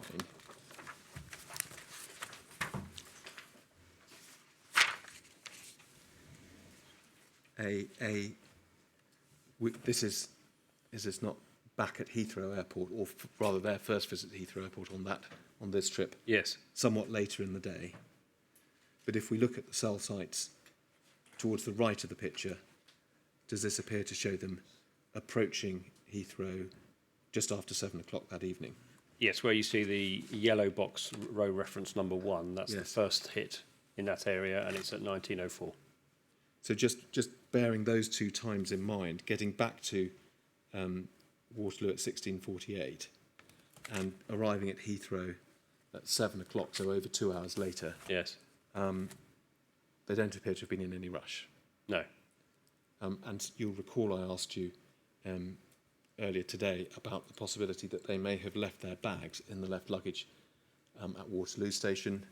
You indicated that you'd made inquiries, you weren't able to find any positive evidence, but certainly would you agree there would have been time on those very basic timings that we have Completely, yes. for them to have spent a little time in Waterloo Station collecting their bags? Agreed.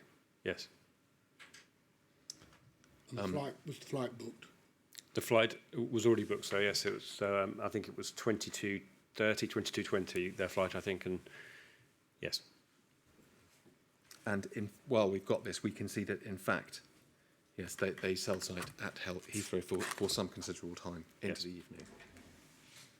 Thank you. Could we then play the last of the videos? So it's INQ 006032, starting at 3 minutes 45 in.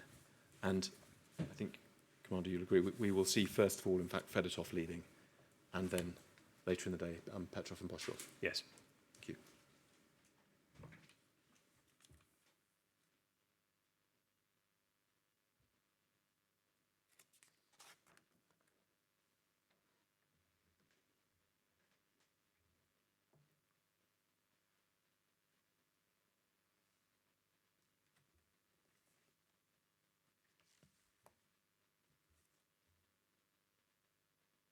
By 1928, on Sunday the 4th of March 2018, Boshirov and Petrov had entered London Heathrow Airport, Terminal 4. Petrov carried a crossbody bag over his left shoulder and pushed a small-wheeled suitcase.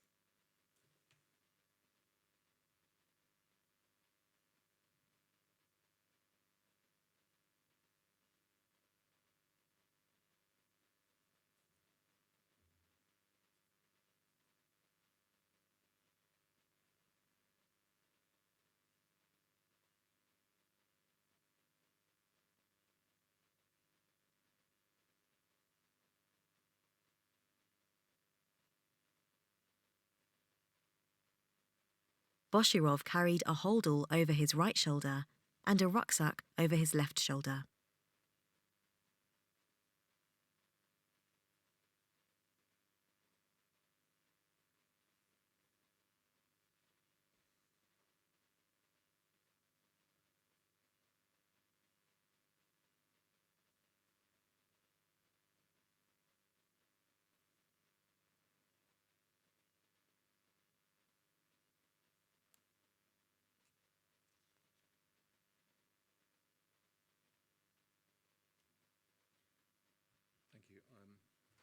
gave you the wrong time.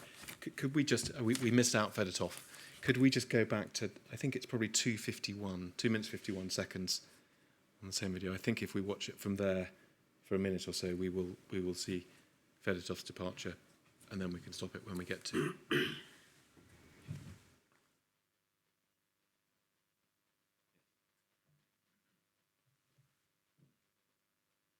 On Sunday, the 4th of March 2018, Fedotov returned to London Heathrow Airport.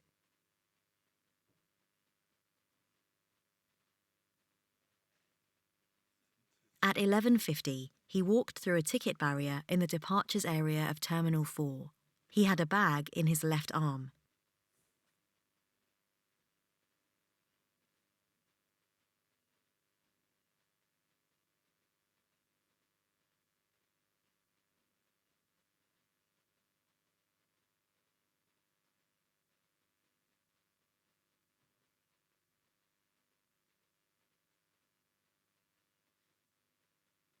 Yes, thank you. In the wrong order, but both of the pieces of footage. Yes. As far as Fedotov is concerned, Commander, is this right? I think we mentioned this earlier. That footage was after he had checked in. Yes. But the flight manifest does indicate that he had checked in a piece of hold baggage. Correct, yes. So, which may well have been the bag we saw him arrive with. Yes. As far as Petrov and Boshrov are concerned, if we could look at a couple of the photographs within the graphics pack. So 5819, please. First of all, page 78.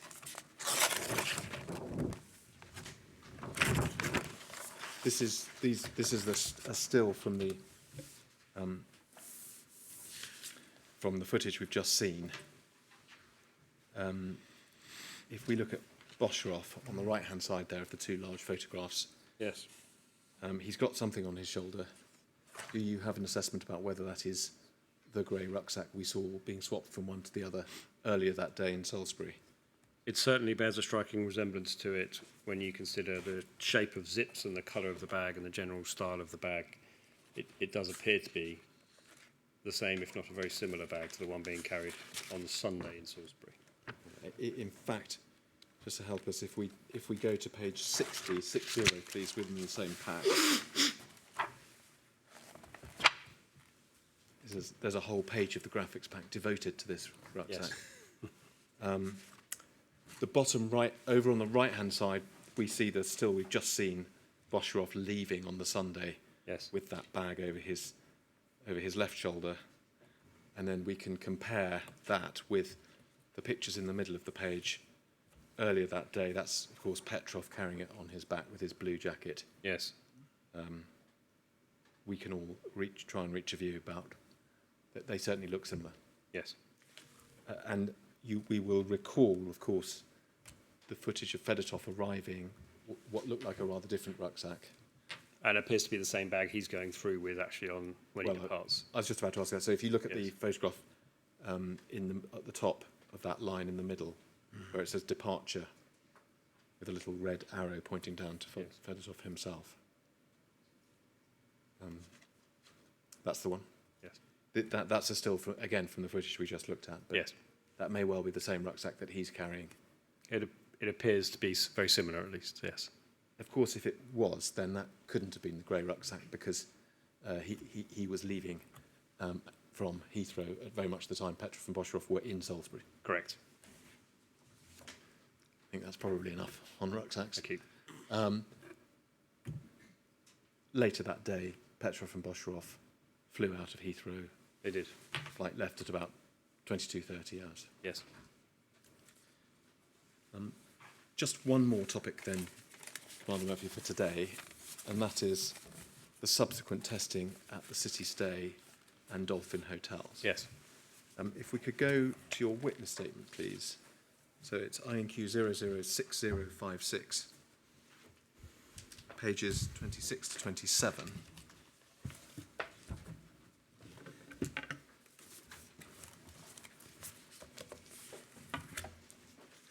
I'm picking it up at paragraph 121.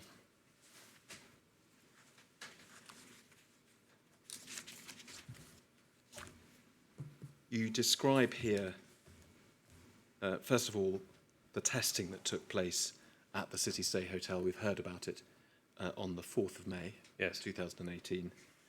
And then you recall receiving a call from MK26 with the results. Yes.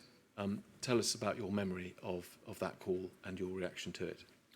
So MK26 had supported the process of examining the room throughout, as you heard them say during their evidence. They then informed me that of the 30 swabs taken, 2 of those swabs had returned a positive for Novichok. One was on the window latch and one was on the sink in the hotel room. And that was clearly a very significant development in our inquiry because it demonstrated that Petrov and Bosharov had been in a hotel room where we were now finding Novichok. So significant maybe for at least 2 reasons. One, simply in terms of building a case. Yes. Just can you expand on quite why it was significant? So in terms of, at different times during this process, clearly I had various bits of information linked to where Petrov and Bosharov were. We have explored their movements as well during that time. But at this point, we still had not recovered any Novichok from anywhere except those scenes that were contaminated with it as a result of Sergei and Yulia being poisoned. We didn't yet have a recovered device that contained Novichok or anything else. So I was unable to link Petrov and Bosharov specifically to an amount of Novichok or a device of any kind. This took us substantially further in demonstrating that in a hotel room well away from Salisbury, in London, directly connected to our individuals, in a room in which they stayed, we were now finding contamination of Novichok. And whilst, of course, it was, as you heard from MK26, low levels of Novichok, it was nonetheless significant. So significant in terms of the case. As you explain in this paragraph, separately significant, and we've heard several times in the last few weeks about those dual imperatives, Yes. understanding the criminality, but also thinking about public safety.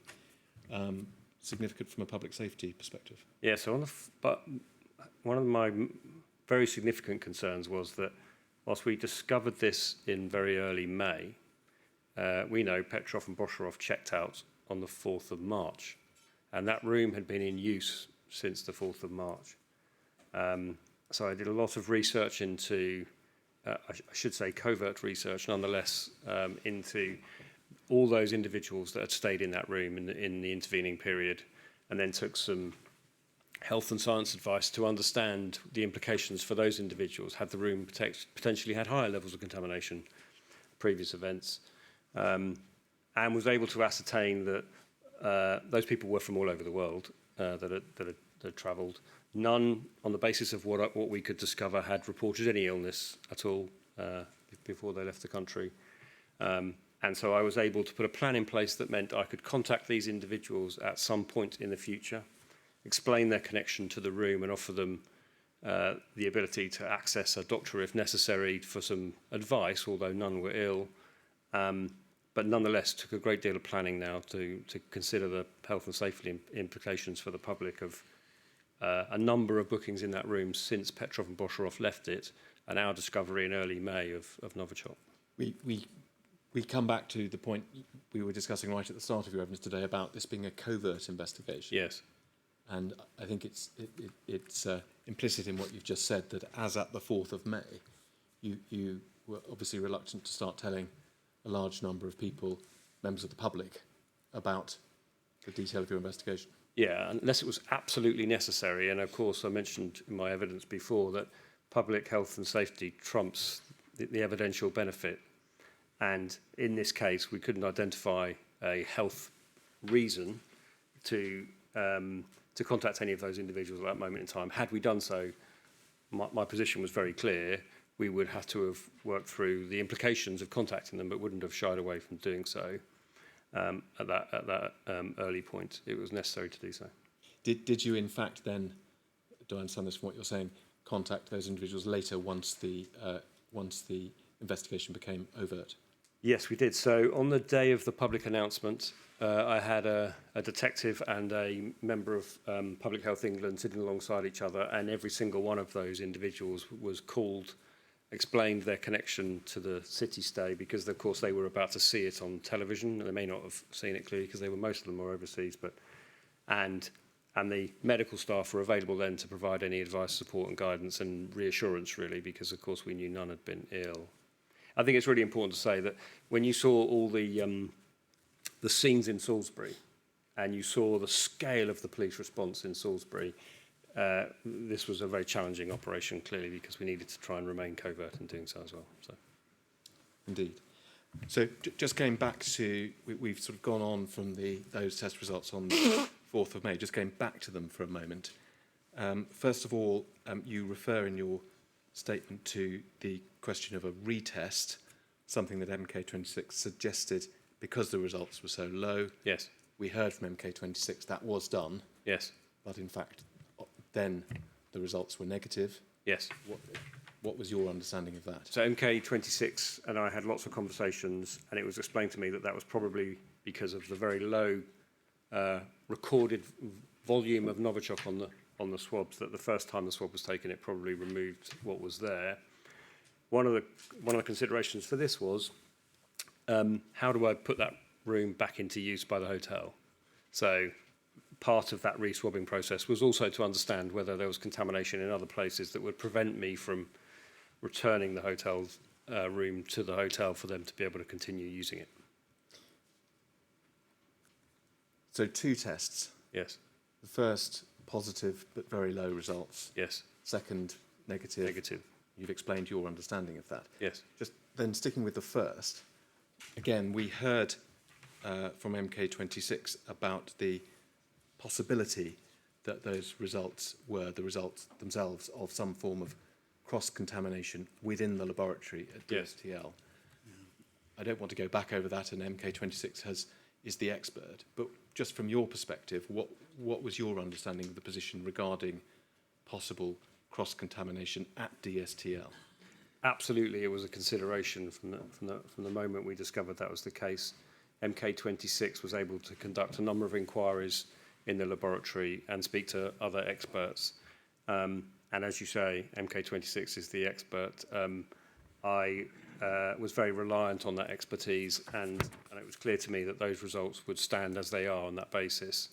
It was a factor, clearly, in all of our engagement with the Crown Prosecution Service. So when considering charges, we were very open and transparent about MK26's results to ensure that the CPS were making an appropriately informed decision about charging decisions, where clearly Novichok in a hotel room where our 2 subjects had stayed was a very significant development. Yes, and precisely because of the significance of those results, Yes. Therefore, any question about their reliability is Yes. also very important.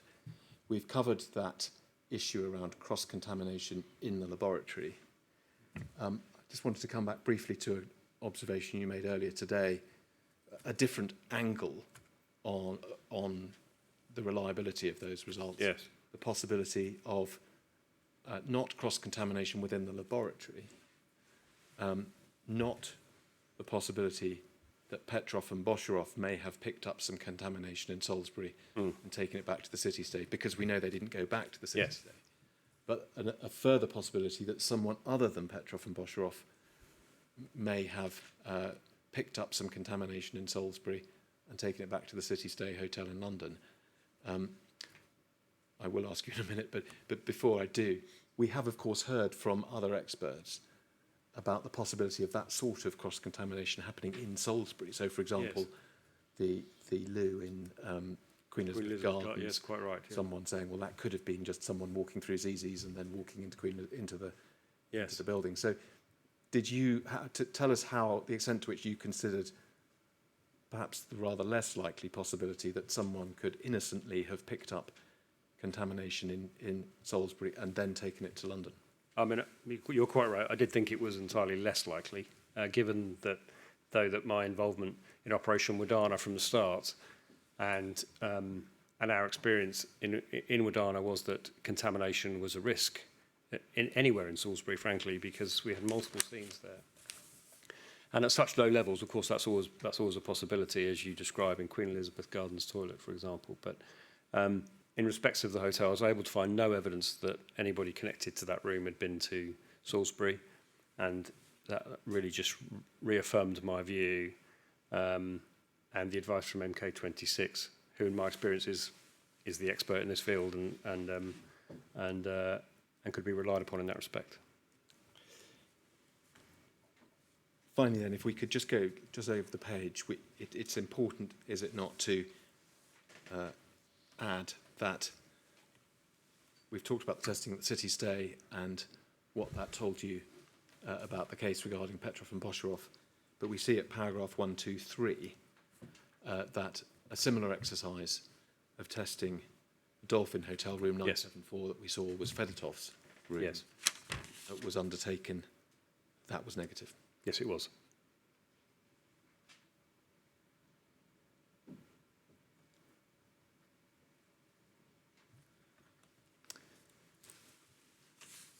Thank you, Commander Murphy. So that is an end to one sort of significant section of my questioning.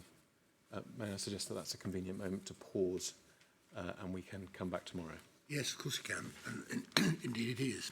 And sir, may I, you will recall that there's one particular little cluster of factual issues around the Macklin Road cameras. Yes. On the Saturday.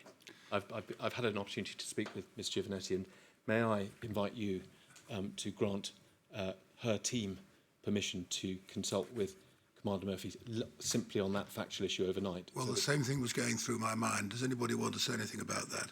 Seems to me an obvious inquiry to make. Sir. Would you check on that overnight? Otherwise, of course, you'll keep off the topic of the evidence. Sir, thank you. Thank you very much indeed, Mr Murphy. 10 o'clock tomorrow morning then, please, level 2 again.